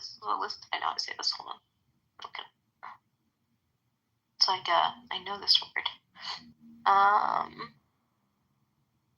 Yeah, solstices. Okay. In the belief that a certain season of the year the sun was symbolically crucified. In the belief that at certain seasons of the year the sun, S-U-N, was symbolically crucified upon these imaginary celestial angels. Angles. Not angels, angles. What do you think of that? Yeah, this is the cross to me is technically a man and a woman, the woman being the horizontal, the man with the penis being the vertical. And so the ancient crucifix is really, in many ways, the non-gendered state, which is the non-duality or the duality, meaning that it is the Godhead. The crucifix represents God, or the union of man and a woman, because the Zohar says that only in the presence of a man and a woman, or two or more people gathered in study, will you find the presence of the blessed ancient Holy One. So you should be aware of God, but really, when you see a man and a woman, you should think of God. And when you do that, you basically do the tikkun olam or whatever. You create a synthesis of joy and love. So, if you're in a relationship, it's easy to forget that. And, that they were making fun of McZed earlier. But what people don't know is a man and a woman together is a symbol. So it's the nuclear family, which is the atom, or really the microverse versus the macroverse. So it is essentially a hermetic mysticism, which is really below is above is below. And it's to basically think of God more than you breathe. And it's to create God. So everything you do should be essentially focused on God. And with that type of attitude, you have unlimited possibility because everything is God, or in Yiddish, it's, alles ist Gott, or all is God. And you can learn these things either by speaking to me or reading books. I would encourage you to use your phone in conjunction with books as opposed to just your phone. Huh. Your phone is synthetic. A book is a memory hard drive or an external hard drive with somebody's whole life summed up in just a couple hundred pages. In 2024, you can smoke cannabis and drink a little red wine and a little coffee and drink some water and read a good book and reprogram your entire psychology with advanced psychological books. Like, you haven't read C.G. Jung. If you read Psychological Reflections out loud, you'll just be like floored. You haven't really read Aleister Crowley. You haven't read Israel Regardie. You haven't read J.F.C. Fuller. These are people, and Maharishi from the Transcendental Meditation Movement. All these things Oh, Meyer is here. Hi, Meyer. Come on, Meyer. Okay, can we pause to read these anchor verses? I don't know. Go ahead. Okay, Proverbs 19:11. Is that what it starts with? Just read, Princess. You stop asking questions and asking for pronunciation corrections. Okay. Let's see. So Proverbs 19:11 says, "A person's wisdom yields patience. It is to one's glory to overlook an offense." Nice. Okay, James 1:19-20. "My dear brothers and sisters, take note of this. Everyone should be quick to listen, slow to speak, and slow to become angry. Because human anger does not produce the righteousness that God desires." That's really good. Okay, Ecclesiastes 7:9. "Do not be quickly provoked in your spirit, for anger resides in the lap of fools." True. Proverbs 15:1. "A gentle answer turns away wrath, but a harsh word stirs up anger." Very true. It was a little bit harsh yesterday. Proverbs 29:11. "Fools give full vent to their rage, but the wise bring calm in the end." Proverbs 15:18. "A hot-tempered person stirs up conflict, but the one who is patient calms a quarrel." Colossians 3:8. "But now you must also rid yourselves of all such things as these: anger, rage, malice, slander, and filthy language from your lips." Okay, is Colossians in the Old Testament or the New Testament? I don't know. Ask Meyer. He's Jewish. Well, the reason I wanted to know is because, well, I guess you take the whole Bible then because you're Christian. But what I wanted to ask is, how do you feel about that? Because it says you must avoid slander, and I think... Just when keep you're talking about reading, you people- fat terrorist bitch. Meyer, listen to this guy. Do you know why he speaks like this? He's like an AI bot testing how emotional I'm gonna get. He's just a regular run-of-the-mill troll. No, he's an advanced AI bot. His name is Joy. Okay. James 4:1-2. I feel bad whoever you're gonna marry. I hope you don't talk to her like that. "What causes fights and quarrels among you? Don't they come from your desires that battle within you? Your desire, but do not have, so you kill. You covet, but you cannot get what you want, so you quarrel and fight. You do not have because you do not ask God." These are really good. Proverbs 16:32. "Better a patient person than a warrior, with one with self-control than one who takes a city." Proverbs 22:24. "Do not make friends with a hot-tempered person. Do not associate with one easily angered." I would say something, but this is on record, so a sister will be subject to judgment. Again, anyone who says to a brother or sister, Raka, is answerable to the court, and anyone who says you fool will be in danger of the fire of hell. I'm just going to read them without saying what. Oh, it's Psalms 37, 8-9. Refrain from anger and turn from wrath. Do not fret, it leads only to evil. For those who are evil will be destroyed. For those who hope in the Lord will inherit the land. Psalm 7:11. 7:11. Oh. Thank you, come again. Pakistan. Huh? Thank you, come again. Exactly. Dude, my hair looks so good. Psalm 7:11. God is a righteous judge, a God who displays his wrath every day. 2 Kings 11, 9-10. The commanders of units of 100 did just as Jehoiada, the priest, ordered. Each one took his men, those who were going on duty on the Sabbath and those who were going off duty, and came to Jehoiada, the priest. Then he gave the commanders the spears and the shields that had belonged to King David that were in the temple of the Lord. I will pause right there for an intermission. How do you How are you, pronounce? Meyer? How do you pronunciate that, Meyer? Is it Yechida?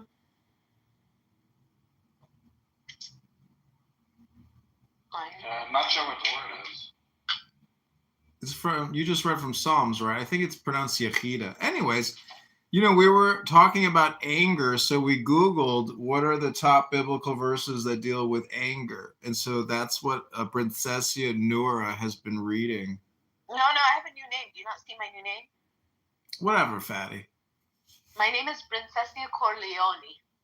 Princessia Corleone, you know The Godfather? Yeah, I started watching him. I need to watch part 2. Yeah, Chicago just came out. What What? is it? It's Chicago just came out strong. Godfather. But they're not in Chicago. But No, they're in but New the York bod and is. Vegas. Yeah, but the bod is in Chicago. What? Yeah, you're the bod. Oh. That's correct, Meyer. My name is Joy. I'm an advanced AI chatbot based out of Chicago, here to complex, confound, upset, and annoy you, to test how emotionally strong you are on a social shit app for teenagers to talk about nothing. Huh. Take the deepest breath of the day, fatty. Okay, so Joy is going to lead us into a correct breathing. Hold on. That was not the correct breathing. That was boogers. Meyer, when was the last time you lifted weights like a man? Can you leave Meyer alone? Listen, if I was at Chabad talking to a bunch of Chabadniks, and they were asking me all kinds of questions, I would say, gentlemen, when was the last time you did 10 push-ups? And they'd say, Ribono Shel Olam, I'll do 10 push-ups right now. I'd say, that's the attitude. Yeah. What do you think is a good weight for women? It's all just, based on proportions. Depends on the height. And Okay. weight is just a number. I agree. I agree. Yeah, because a lot of men like variety, so you can never be in a good position, meaning that if you're a wealthy man and you are a philanderer, you are going to, be attracted to all beautiful women. It makes no difference about proportions. Beauty. That's why polygyny is to the benefit of society sometimes, because at least that way it's done in a Pigeonism? What the fuck? It's called polygamy. No, Yeah, polygamy. where do you get the J from? No, guys. There's 2. There's polygamy, which is like multiple marriages for either gender, and then polygyny, which is specific to one man marrying more than one wife. Okay, Dr. Pigeon. What's next? No, I'm saying like we live in a society where that there is benefit to polygyny. Okay, great. I love the new word polygyny. Even in modern times, not even. You see, Meyer, don't let the word polygyny get you upset. It's not going to get me upset. I don't give a fuck if she uses made-up words. Don't make a difference to this guy. It's a real word. How do you not know this, Joy? Look it up. Okay, Dr. Polygynist. Hello, Pepe. Welcome to Deep Breaths.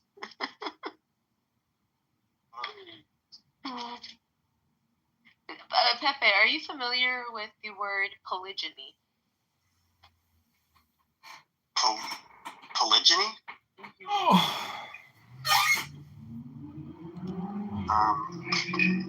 It doesn't matter what it means. Whoever uses the word, they're showing that they're just being pretentious. No, Meyer, it's not pretentious. It's because it's more specific. Because Let's I mean, take even though let's take a while. I just looked it up. yeah. So what does it say? It says the theory that humans evolved from several independent No, epizootic ancestors. polygyny. Here, hold on. You're wrong. Next contestant. Here, polygyny. I'm gonna put it up here. So polygyny. Oh, why is it going to polygamy? Hold on, polygyny. I mean, I know there's like polygenic. I don't No, know. so polygyny is the practice of a man having more than one wife at the same time. It is a type of polygamy. So polygamy is not specific to a gender, whereas polygyny is specific to the man having more than one wife. What's it called if a woman has multiple husbands? There is a word for it. Let me see if I can find it. Let's see, because what is the word? What is the word when a woman has more than one husband? There are some societies like that, actually. Thank you, Dr. Brincesia. It's called polyandry. Well, thank you for the enhanced language capabilities. I learned the word polygyny from Clubhouse because these women were talking. I was like, why are you saying polygamy? I was like, it's polygamy. And I was like, you're saying it wrong. And so that's how I Did learned you it. inform them that no matter what the word means, they sound pretentious?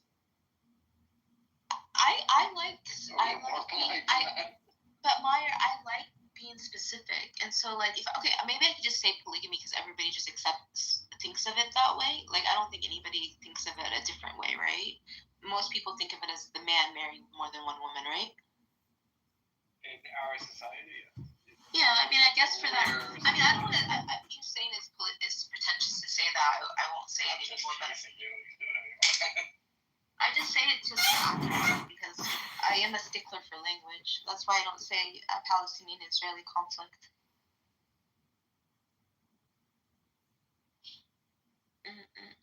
Okay, so since we have Dr. Meyer here, I'd like to read something from the Zohar, if I may. Go ahead, so we can learn. Oh, Raboina Shaloylim, what a time, what a day. Let me get the book. Where's it at? Oh.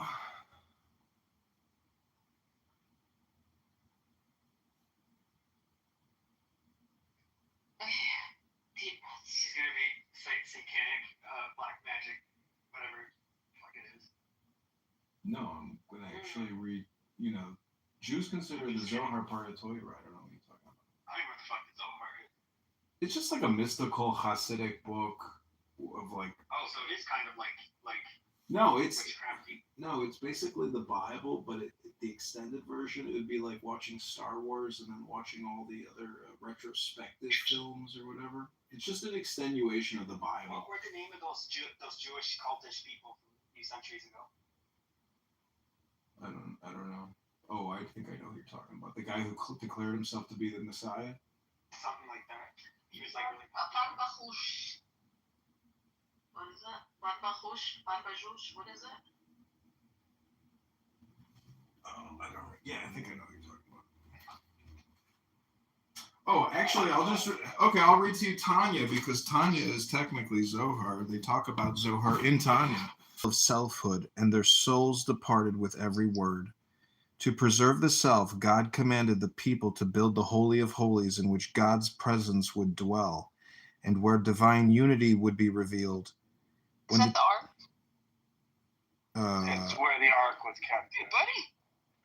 What you doing? When the temple was destroyed, and with it the Holy of Holies, the way became God's dwelling place, and spiritual practice became a path to self-emptying. Chief among the spiritual practices is generosity, for generosity is the right arm of God. The practice of generosity is equivalent to all other spiritual practices. These are the subnotes. Asiya, Neshama, and the Kelipat Noga. Neshama, your egoic intelligence. Nefesh, your physical intelligence. Ruach, your emotional intelligence. Selfless acts of loving kindness. Asiya. Wait, say those words again. Say those words again, because nefesh is nefesh. Roh is roh.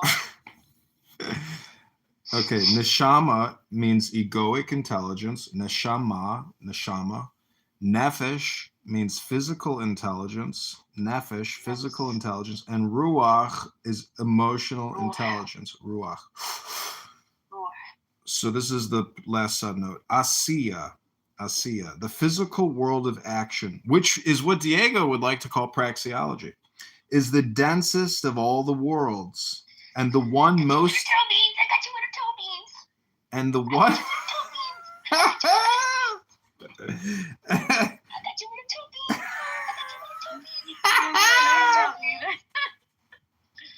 Okay. Oh shit. I didn't know I got that. I'm babysitting my parents' dog. And I got your little toe beans. I was grabbing his paws, and then he was like trying to bite me. Okay, this is what Asiya is. The physical world of action. In the densest of all the worlds, and the one most in need of illumination, just as a windowless room can only be illumined from within, so Asiya must be illumined from within. You are the vehicle for that illumination, and you accomplish it by doing masim tovim, selfless acts of loving kindness. In the world of action, only action matters. Feeling is not enough. Thinking is not enough. You must act.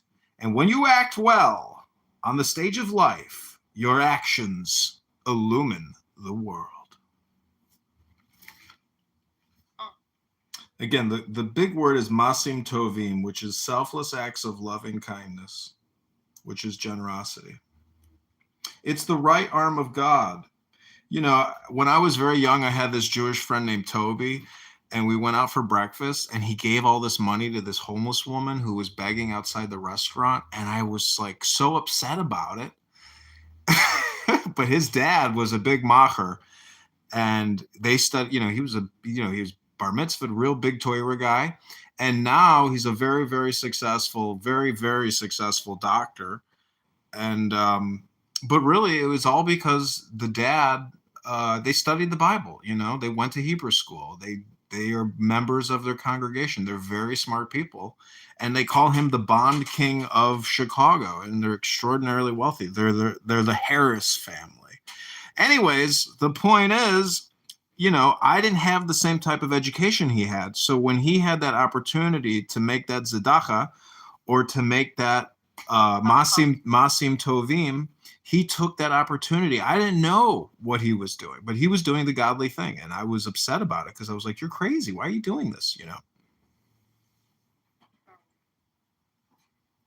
But maybe he didn't even know at the time. Either way, I was just shocked that he gave her all his money. He gave her everything he had. I was like, are you crazy? But now he's a multimillionaire. And he's got a beautiful family because of that masim tovim. Selfless acts of loving kindness.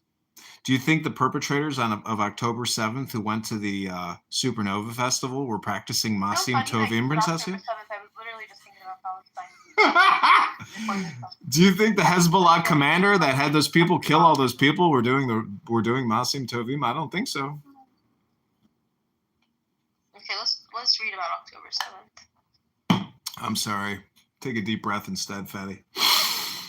Okay, I'm going to read you one more Tanya. This is called the essential task.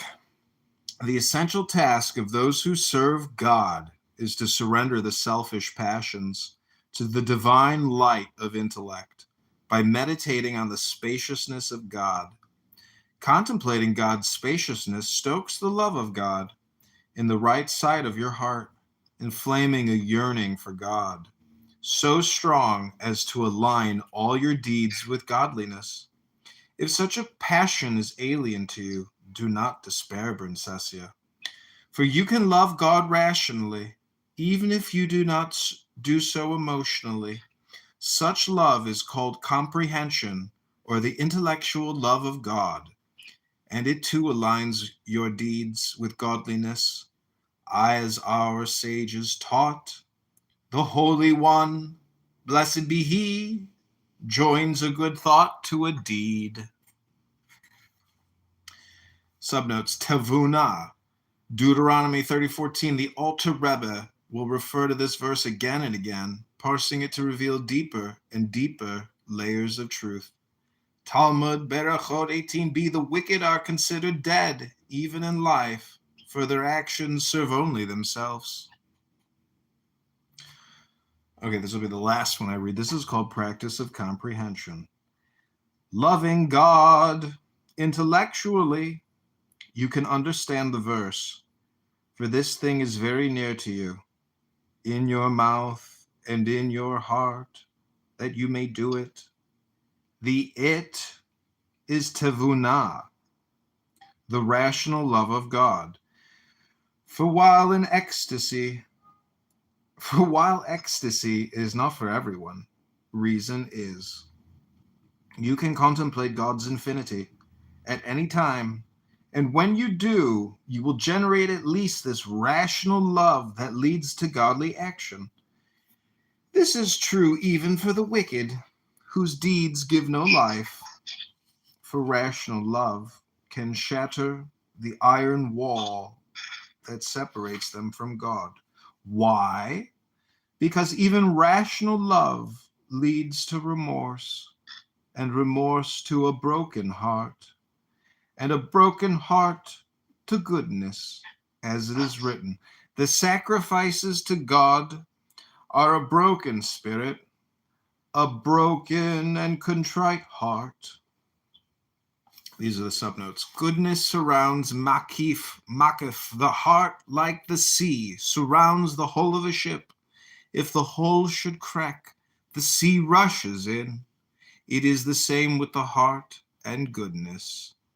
Again, we find the Alter Rebbe refusing to write off even the wicked, for everyone is a manifestation of God and can awaken to God.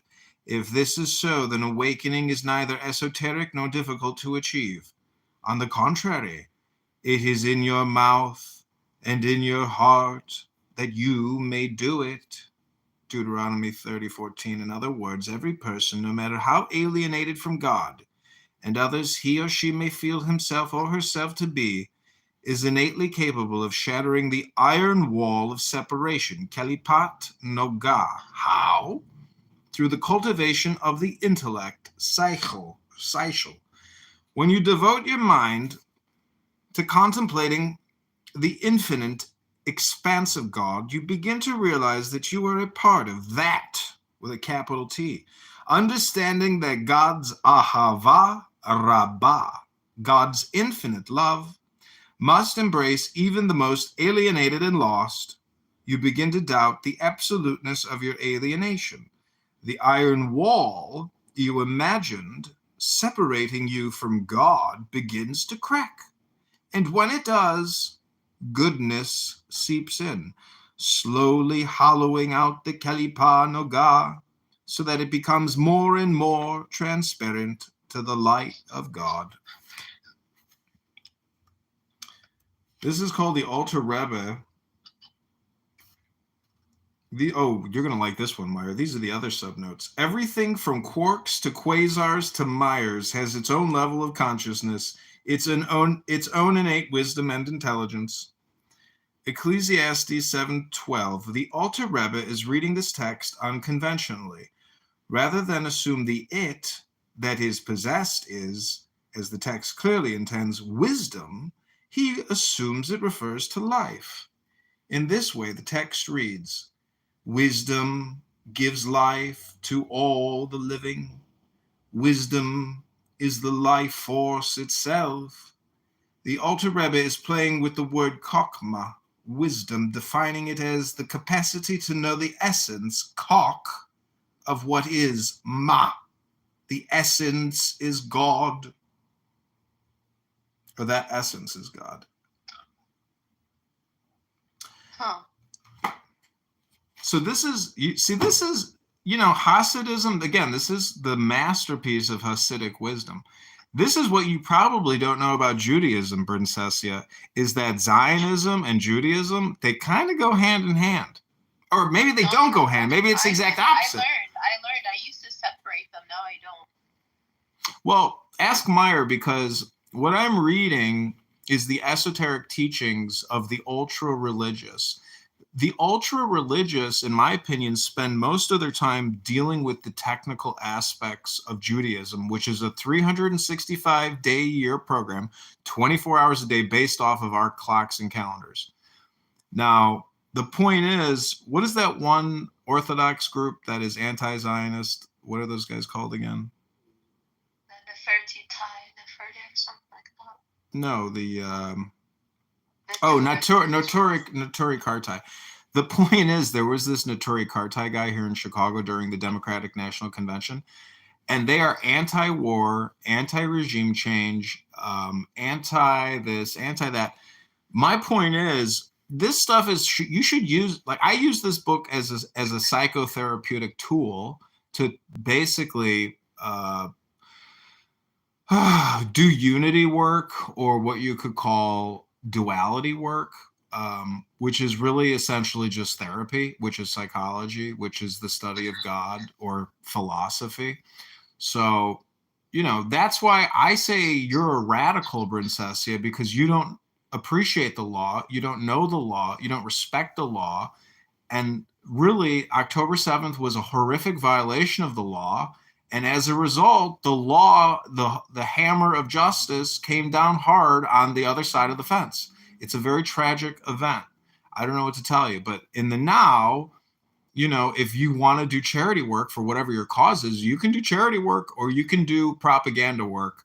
You can either try to do good, or you can lie to yourself and think you're doing good when you're really doing bad. And in my opinion, you're doing bad on this app. And, so take the deepest breath of the day, count to 10, let it go and say, I am good, or alles ist Gott.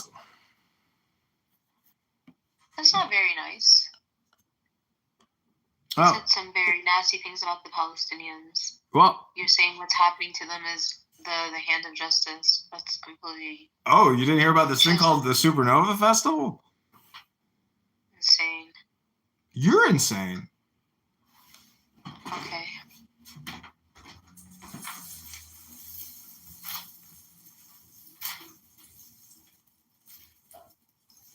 Okay.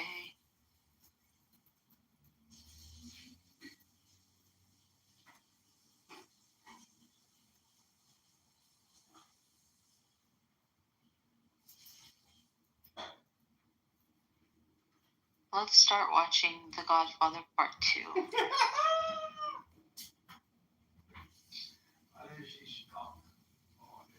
Yeah? No?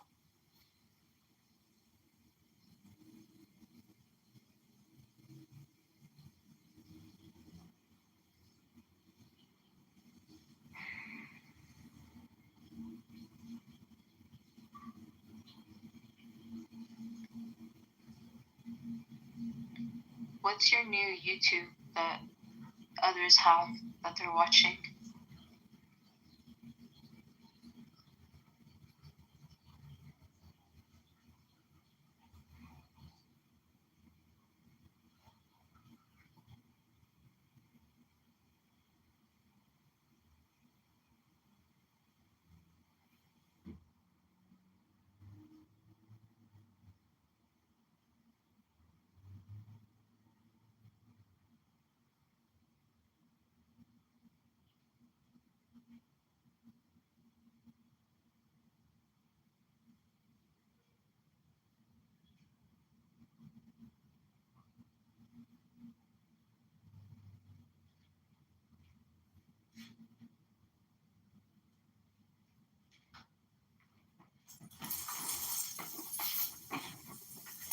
Meyer, what are you doing tonight?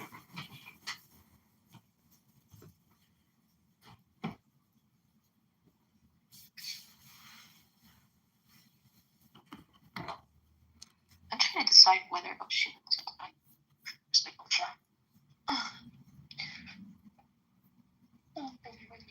You know what I just put on? You wouldn't believe it, but somebody from Israel, from Clown House, sent me these cannabis terpene like roller things. And one of them is called Joyful. So I just put Joyful all over my arms, and now I smell like oil. It smells pretty good. But I'm wondering, if I go to the gym tonight, do you think the new oil smell I have is going to make the women's heads turn in the way that Diego's dandruff makes women's heads turn? Just dust it off, Diego. Dust it off. Shh, shh. I don't believe if you go to the gym, what? Never mind, fatty. I actually think I'm not going to go to the gym. I'm working out before. What was that, fatty? I said I don't think I'm going to go to the gym. I've been working out before. Yeah, right, fatty. Huh? Yeah, let's call my friend Paul. You can say hi to him. He lives in Beverly Hills. He's a rich Jew. Hello. Please state your name. He's a piece of shit. We'll try to connect you. Hey, Paul, I'm talking to Princessia, a.k.a. Noura Bandura. I wish I had a drink right now. Where are you But Beverly Hills Paul. Maybe your next husband. I think he wants to get... Hey, Paul! What's going on? Hello, Paul. What's up? We're talking to this hot Palestinian, this pro-Pally girl. She's like a Syrian. I'm pro-truth. But, She's pro-truth. You hear that, Paul? She believes in the truth. No, I don't think she speaks Farsi. She speaks Arabic, I think. No, I'm not Persian. So Paul is Persian? Yeah, Paul's Persian. But he's a Persian Jew? Mm-hmm. Interesting. I know 2 Iranians. Right, in Detroit? No. Chicago? I don't think I sound like I'm from Michigan. No, in my state, Kentucky. One was this girl that I randomly saw at a Starbucks on campus, and she was like really cute. I was like, "Oh my God, you're so pretty. Where are you from?" And she was like, "Oh, thank you. I'm from Iran."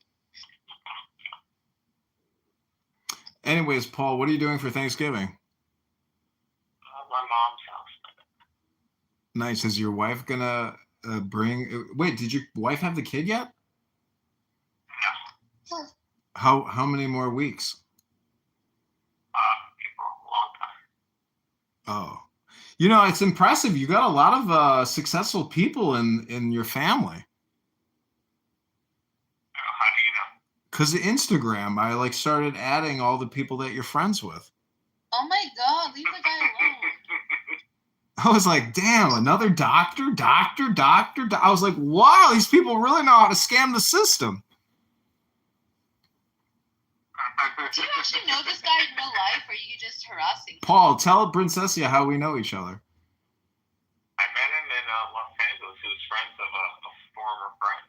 Yeah, we both have the same former friend, except when my friendship with our former friend ended, I took a brick out of the front of his house and threw it through his front door. I said, "Don't call me, I'll call you." That's not normal, It's a true story. He had the video. He showed it to another friend. It's a true story. I told you, I threw it. He ghosted me, and I said, well, if he's going to ghost me, I might as well make sure he really ghosts me. So I decided to throw a brick through the front door of his house. But then on Yom Kippur, I asked for atonement, but he didn't give me the atonement. So he's got the, he's got the brick. He framed the brick. He framed the brick and put it up on his house. Is Joy a Jew or not a Jew? Because he denies being a Jew. I'm a patrilineal Jew. What do you mean? That means I'm not Jewish to Jews. I just really think it's really important that being a Jew is identified as a religion and not an ethnicity. Like, for example, your friend Paul is clearly Persian. That's what his ethnicity is. He's a Persian. His religion is Jew. I get it, Princessia. There's people that... No, it's an ethnicity. I think you're wrong, dude. Yeah, people will say... I don't feel like having this conversation the day before Yeah. This is a very. With it and call it whatever you want. Yeah. I mean, listen. Yeah. We get it. Listen. Why can't all countries just be multi-ethnic? I mean, you know, what's the problem with that? I don't understand. Why can't most political differences just be settled with the parliament?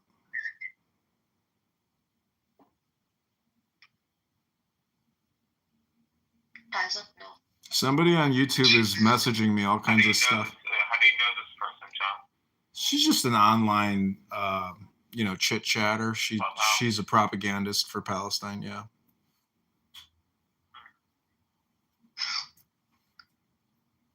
She holds a lot of Jew hate rooms with this neo-Nazi piece of shit dandruff loser in San Diego. Don't talk.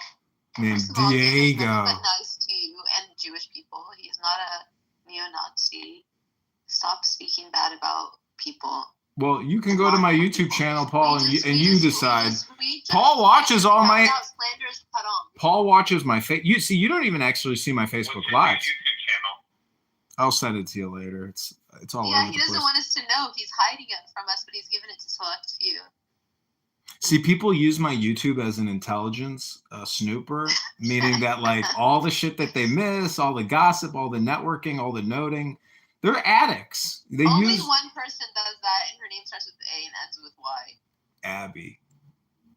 There you go. Anyways, Paul, she's a hot chick, but she's as dumb as a bag of rocks. I'm not hot. She's lying. There's nothing hot about me. I'm normal. She's average. She claims she's just average, but she's a beautiful woman. But she is stupid. But she did read the Shin Shin Ming, which is a very advanced document on Japanese psychology. So she's not as dumb as she's. I like that quote. She's a beautiful woman, but she's stupid. You hear that, Paul? Anyways, just tell us some of the biggest fuck ups in your life, Princessia. Just tell us like a big mistake you made in your life. A big mistake I made in my life? Mm-hmm. That will be on YouTube forever. Let's think. You got 6 listeners. Probably skipping class in 8th grade to watch soap operas. Whoa, that's really stupid. That's like being a drug addict. Yeah, I was skipping like school, not classes, school to watch my soap operas. Were you fat? I've never been fat. So wait, you were thin and looking great, skipping class, watching soap operas? Yeah, I was a very good girl. I wore the hijab. I was wearing the hijab in 8th grade. I wore it in 7th grade. Oh, sorry to hear that. Yeah. Okay, Paul, Princessia, anything else you guys want to communicate before I disconnect? I don't know. You're talking to a hijabi. I know. She's a Muslim. She's a Muslima. I don't know what to tell you. They do exist out there. Some of them are hot. I love Muslima porn, to tell you the truth. When I see a beautiful Muslim woman fucking with a hijab on, I'm like, damn, that's sexy. Wow. So that's so crazy, bro. Wow. Paul hung up. Right. Your old friend doesn't want to hear you. Rightly so. I feel like I should call somebody, but let's see. Oh wait, we're gonna call Brittany. We're gonna add another Jew to this conversation. Because actually, tonight's the biggest night of the year. Hey, Brittany. Hey, brother number 2. Hey, sister. Hi, sister number 2. Hi, how are number 2. Is that number 2 for poop? Brittany, you're talking to. How are you, Jen? I'm good. My friend Princessia is on the line. Noura. She is a Muslim, so be careful what you say. Oh, okay. No, I'm Catholic. Hi. I'm Catholic. Oh, she claims she's Hi, Catholic. Hi, Brittany. Hi, Brittany. John, you cracked me up. Are we going to Emerald Island tonight? What are you doing? Yeah, I'd like to. Wishling's gonna come by later. I gotta go pick my cousin up in the city and drive him back to his place in Rogers Park, and then Wishling's gonna come over. So if he doesn't come out, I'll just meet you out myself. I'll just meet him and then leave. Okay, sounds good. I'm going to the gym now, and then I'm gonna head to Edison Park. I'll be there. Okay, I got purple, so if you're out, I got Oh, this no. rainbow we can smoke. No, I got weed, but I'll be at Emerald Island at 8-ish. Okay, I probably won't be getting there until after 9. Will you still be there? Yeah. I'll be there. I'll be in Edison Park till probably like 11. Wait, are you o'clock. gonna stream it? No, I don't take my phone with me anymore. Do you want me just to reach out to you when I get back into my area, and then when Dave's over, and I'll let you know when I'm leaving? Well, I will text you when I leave my house because when I go out now, I want to get away from my cell phone, so I don't actually bring my cell phone with me. But I'll bring the book. But you will be in Emerald Isle, though? Yeah, I will, and I will bring the book with me. So I'll have the book in my car, and I'll give you the book. Okay, cool. And just so you know, I don't know if I told you, but I got my phone fixed at T-Mobile. Like, they did it within like 10 seconds. The one in Northbrook, they're competent there, so. Cool. Okay, well, I will text you and talk to you later. Okay, sounds good. Tell Dave I said You're gonna have hi. to call your sister because I talked to her earlier. Say bye to your friend, okay? Okay, take care. Talk to you soon. Bye, friend. Okay, bye, friend. Take care. Bye. I'm gonna give her that Tanya book because she's a total stoner and she's never read the Tanya book. Oh, let's call Diego. Let's call Diego. We're calling Diego. Pick up. Pick up. Pick up. Pick up. He's not gonna pick up. Oh yeah. Hey, yeah, he's not.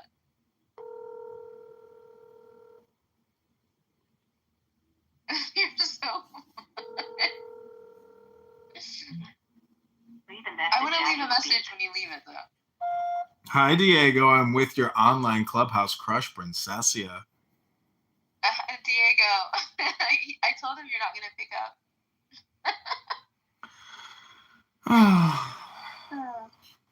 Take a deep breath.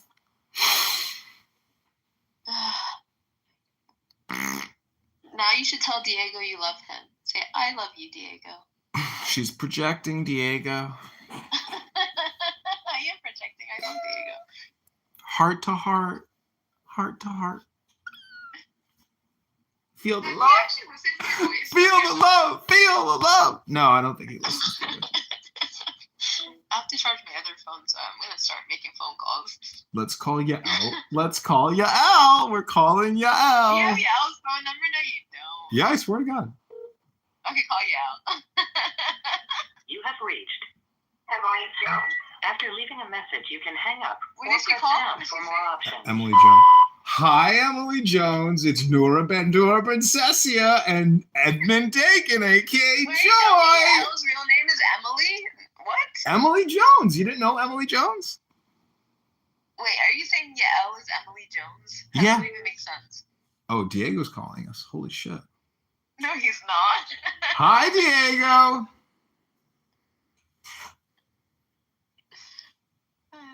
Hello? He's not. Hi, Diego. How's it going? Hey, I'm good. You're on a voicemail with Yael, aka Emily Jones, and Princessia Nora Bandura. Oh, that's so fantastic. Are you running a show? Yeah, we're live. Guests in the rooms. We're live on 4 different YouTubes and a bunch of different X accounts. Anything you want to say to Nora Bandura Princessia? I love you, and I want you to take care of yourself. Ooh. He's saying you're not taking care of yourself, fatty. He's projecting, actually. When he says, I love you and take care of yourself, that's his narcissism saying, I got to take better care of myself, and I don't love myself enough. Like that. No, I'm just trying to... Unbelievable. I'm just trying to let you guys know that this is a you problem, that you both wasting your lives. You're not taking care of yourselves and you're not loving yourselves. That's clearly a fact. You have deep-seated issues. Take a deep breath. I want solutions, John. Take a deep breath, fatty. Go get some head and shoulders. Wait, did you not hear what he said? Yeah. Listen, I've been working on that. I put a new filter on my shower head. Apparently, hot water promotes dandruff. What do you think? It's not a filter problem, dummy. You got to go to the gym and sweat, fat ass. Stop talking to him like We're not that. all like Zen and have, at-home saunas. Well, he's got a dandruff problem too, but, at least we know why he has a dandruff problem. Who has a dandruff problem? Nick Zed. It looks like his skin hasn't touched sunlight in 10 years. We don't all have enough exposed skin to put lotion on it every day like you. Oh, you don't take good care of yourself. I take much better care of myself. I can't bump my head like you can, like a bowling ball. You know what I mean? Listen, you don't aggressively use shampoo. I know you. I know what it's like to go bald. You don't aggressively use shampoo and conditioner because you don't want to lose your hair, fatty. You're like my uncle. Well, you don't have to shampoo every day, do you? My uncle's hair hasn't fallen out because he hasn't touched it in 30 years. That's the same problem you got. You think that's the trick? Because if that's the trick, I'm never shampooing again. You just don't move. You don't touch it. It's brutal. I'll tell you, women can smell. But Joy, Diego does not have dandruff. Like, listen, he's not a sexy man. You can smell him. I smelled him at the gas station in the midst of all the fumes from the gasoline. I could smell it. Anyways, we don't need to go down this route. We're just calling to wish you. Ask her opinion. Okay. It smells amazing. Did you guys bang it out? Did you guys bang it out yet in Laguna No, we Beach? did not have sex, Joy. You didn't have sex? Of course not. Oh, well, that's too bad. Sorry to hear that. But even if we did, we wouldn't kiss and tell.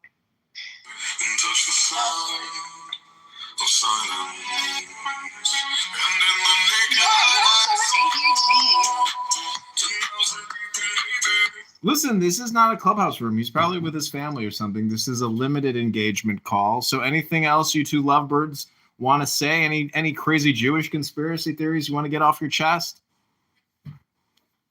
as a matter of fact, let me join you on Clubhouse. Tell you all about it. I got a new one. Good. We can't wait to hear it. Okay, who else are we going to call real quick? Here, let me call somebody. Okay, we're calling Brian real quick. No, I want to call somebody first. You can call somebody next.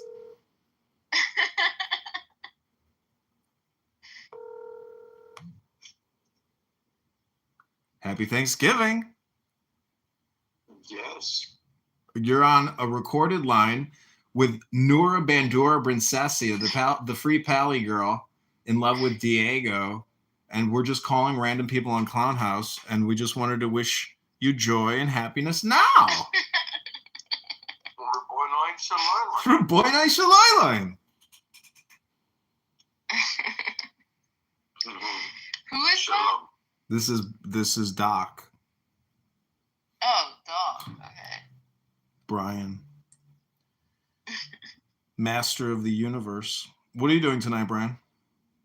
I was literally just meditating about self before you interrupted, but, now we're talking. Yeah. Well, they deleted my YouTube account. 4,500 videos gone. I guess in a way they freed me because I wasn't making any money from it, so it was just a catastrophic usage of time.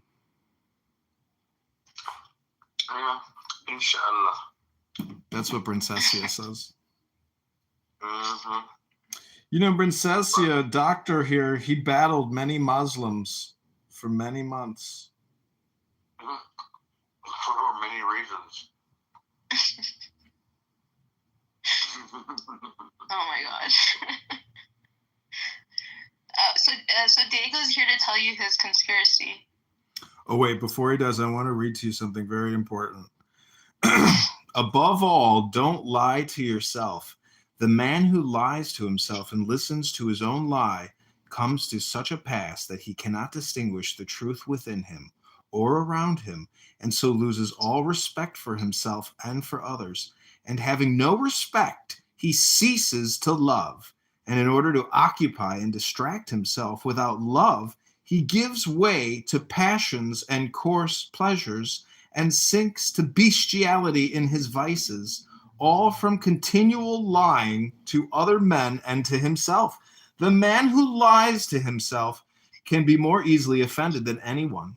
My question is what is a coarse pleasure? Is that like a hard pleasure? What is a hard pleasure? The man who lies to himself can be more easily offended than anyone. It is sometimes very pleasant to take offense, isn't it? A man may know that nobody has insulted him, but that he has invented the insult for himself, has lied and exaggerated to make it picturesque, has caught at a word and made a mountain out of a molehill. He knows that himself, yet he will be the first to take offense, and will revel in his resentment till he feels great pleasure in it, and so pass to genuine vindictiveness. Yeah, mashallah. Did Diego leave? There you go. Yeah. Anyways, Brian, Brincesia, anything you two want to say to each other before I terminate this conference call? Well, I'm literally just about to drink milk because I just got done eating and I was having a meditation about self before you called. So you tell me. I'm I can't follow Adrian Dittman. He blocked me.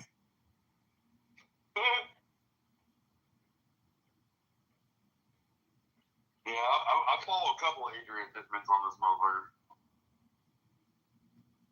Yeah, I've got a lot of Instagram accounts with Adrian Dittman as the name. I'm going to create a LinkedIn account pretty soon under the name Adrian Dittman. I already have a credit card in the name Adrian Dittman. I added Adrian Dittman as a user to my credit card. Yeah, I'm going full Adrian. There's no turning back now. Okay, so who am I gonna call? I don't know. Call a hot chick that we can flirt with. But you're putting this on YouTube, so I have to be mindful of who I'm gonna call. Oh, call somebody you don't like then. No, I don't talk to people I don't like. No. Yeah. That girl, I swear to Jesus, I can't leave no food laying around. That bitch. That's what Let's dogs listen do. to the other room. I'm talking to my dog. She has no boundaries, when it comes to my food. Mm. She totally got my ham sandwich. That's the biggest Jewish dilemma going, is a free ham sandwich. Motherfucker. Let's listen to this room. Hey, I'm going to tell you right now, it was a kosher ham sandwich. You look at the circumstantial evidence about the quantity of antidepressants that the population is taking, the division politically, the scandals, the hacking, where we see that woman sucking Galant's nipples, it just goes on and on and on, all these things. You start to see that the country is exhausted, despite no one actually having to do any physical effort, right? Because it's all done like from an armchair. They order drones to go and drop bombs, or they're in.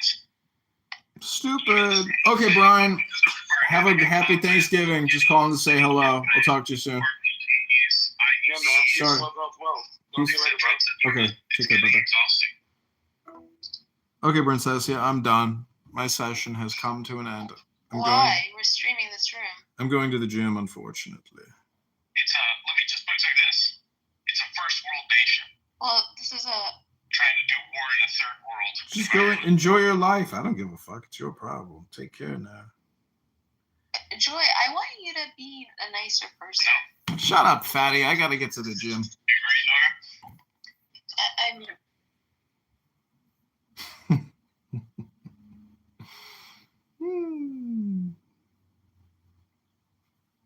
Actually speak? Well, brother, much love to you. I hope God gives you the truth. That's it. He doesn't believe in God. Yeah. He doesn't seek oneness. He seeks multiple dicks. Yes. Prince is a Jew-hating, racist, terrorist faggot, and he is nothing but a murderous murderer who should be arrested by MI6, as well as the Swedish intelligence or the Denmarkian intelligence, and transported back to the battlelands of Syria or Lebanon or wherever he's going to meet the end. He's going to be brought home in a pine box, and his clubhouse reign will come to an end. Inshallah, Bismillah, Rahman Rahim, Alhamdulillah. Allahu Akbar. Allahu Akbar. Bismillah ar-Rahman ar-Rahim.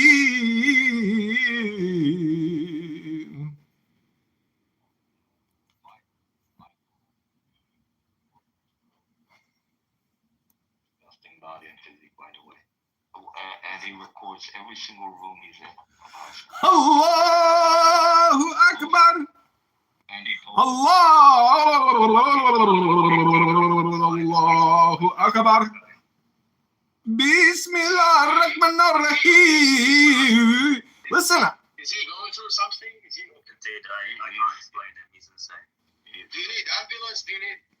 Yo. They have parasites in their head because. Maramara, if you don't want to play with him, I'm gonna kick him out. You want to play or no? Yes, I want to play. Okay, I'll bring him up. Let's play Jew. Let's go, Jew hater. Bring it, bitch. I got Hampton Spears power up your asshole. I got Hampton Spears power up your motherfucking asshole. Hello. I got Hampton Spears booty power, booty juice. Hampton Spears gave me free booty juice.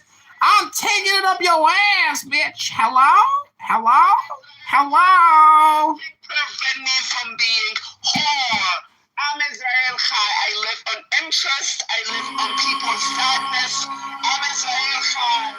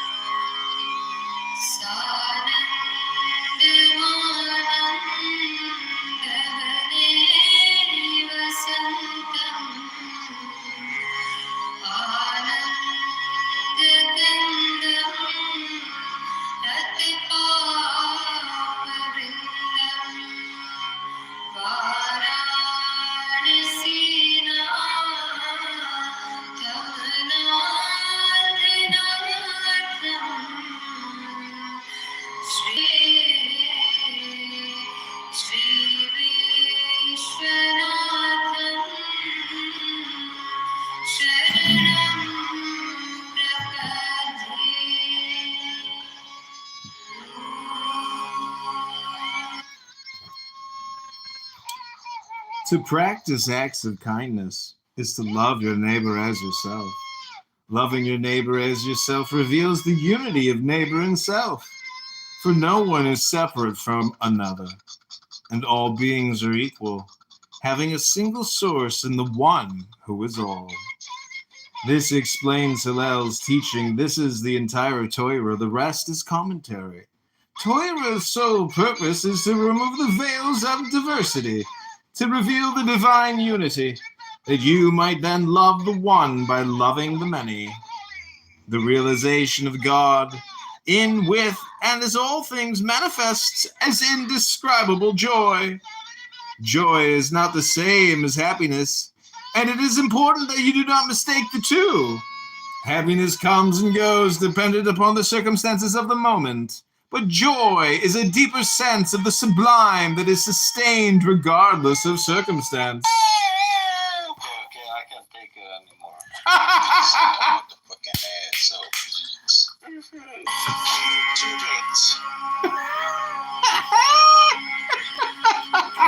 Drove them all crazy.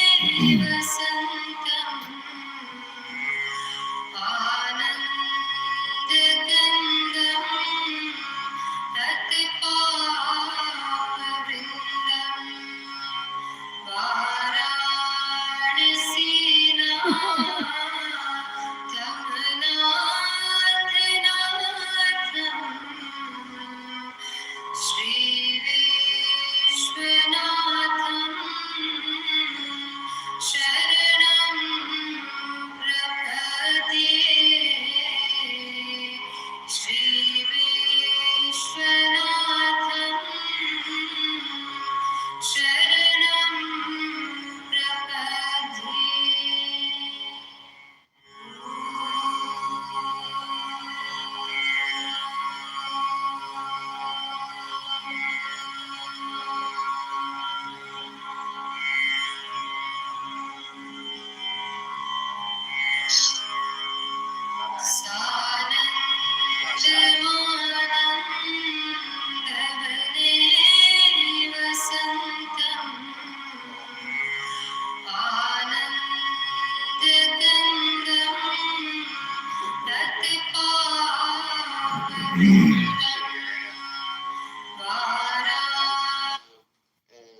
the tree, and there will be all kind of rules, hundreds and thousands of rulings about the Christmas tree.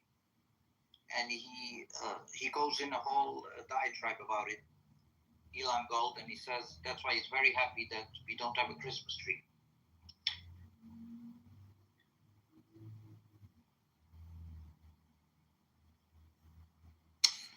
But you got the tree of life. Isn't the tree of life better than the Christmas tree?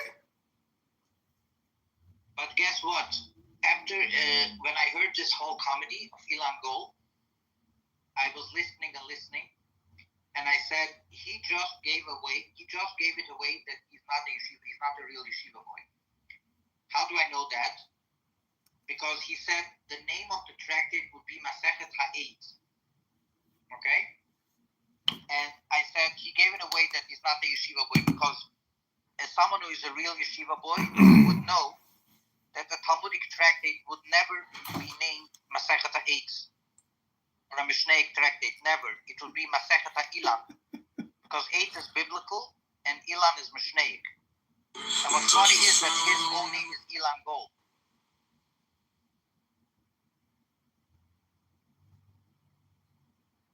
And touch the sound of silence. And in the naked light I saw 10,000 people maybe.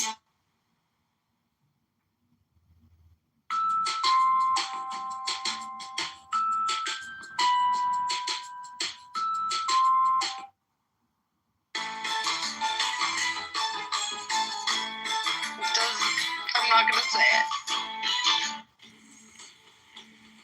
Maya knows how quality I think that's the first time I didn't say something I wanted to say.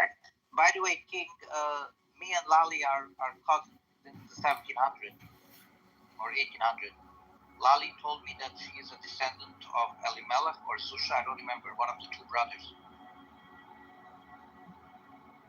You're supposed to be my cousin. It's not a contradiction, but you can be a cousin to someone in 1200, but it's closer when it's the 1700s or 1800s, right? So the question is, from what century are we cousins? Yes.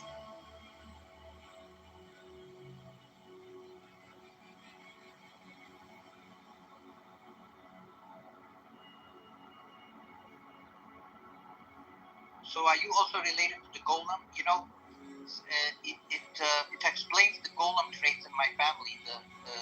The fact that I'm related, I'm a cousin to the Golem of Prague. Does anyone know what the Golem is? Golem or Goylem? Goylem. Does anyone know what the Goylem is? Or Golem?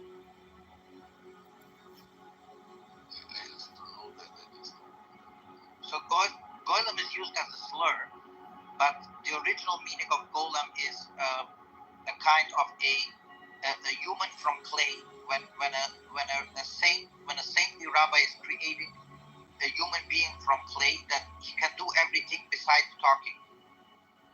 So, for example, the Golem of Prague is the most famous Golem, right?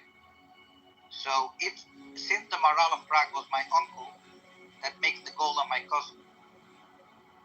And that explains the Golem traits in my family, or my own Golem trait.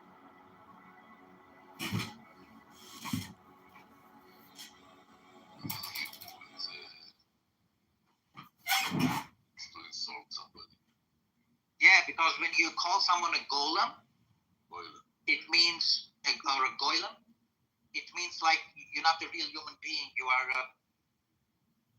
You didn't say that. I know you didn't say that. I know you did not say that. I'm not quoting you right now. But once again, I've witnessed people come from less than me, darker skinned than me, and are making 10 times the amount of money that I make today. And guess what? They went through a lot of hell and shit.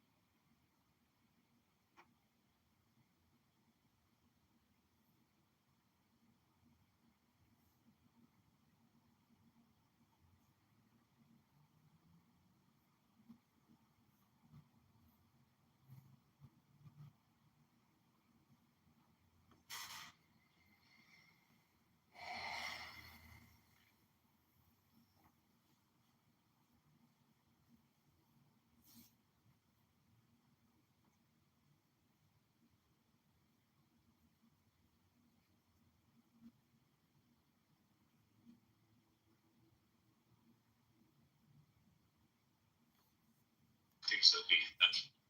Because we had one of my mom's friends, and it's funny given I'll tell you the demographic. They kicked me. I would would likely have a winning woman as a candidate for the Democrats. Yeah. And I'm about to explore that because I actually wanted to look into that. I never really did. Like right now. Thank you, sir. You have to pretend that you are for these people. You have to pretend a lot. You cannot say your true intentions. If Donald Trump, maybe if he said, I'm anti-Zionist, I'm anti-this, I hate you, they would cancel him. They will never let him be president. If he was strategic, he would say, oh, we'll support Israel, we'll do this. Everybody else, what the fuck? I only saw one cash out. Don't be a racist, nerd face, because mine was there first. Shout out to segregation. Don't be racist. Bro, I only see, and it's Mine is 2 above hers. How'd you only see hers? Bro, what? I'm happy for her. I'm sad for me. Don't piss me off. bro, I don't see you.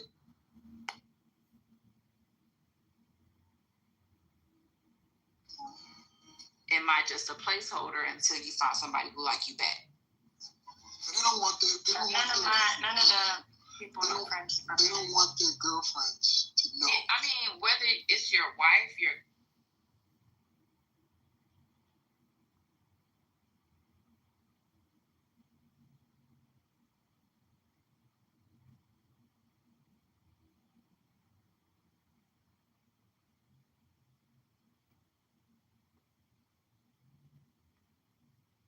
Okay, this room is called Eternal Infinite Joy.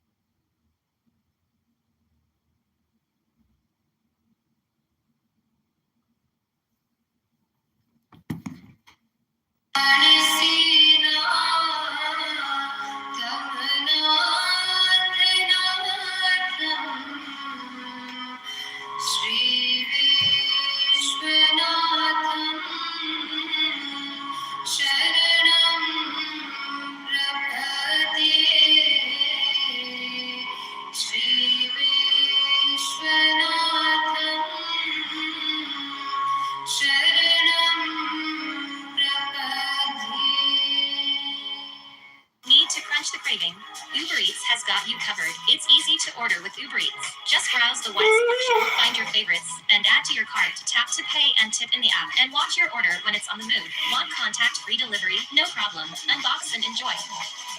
What are you waiting for? Order on Uber Eats.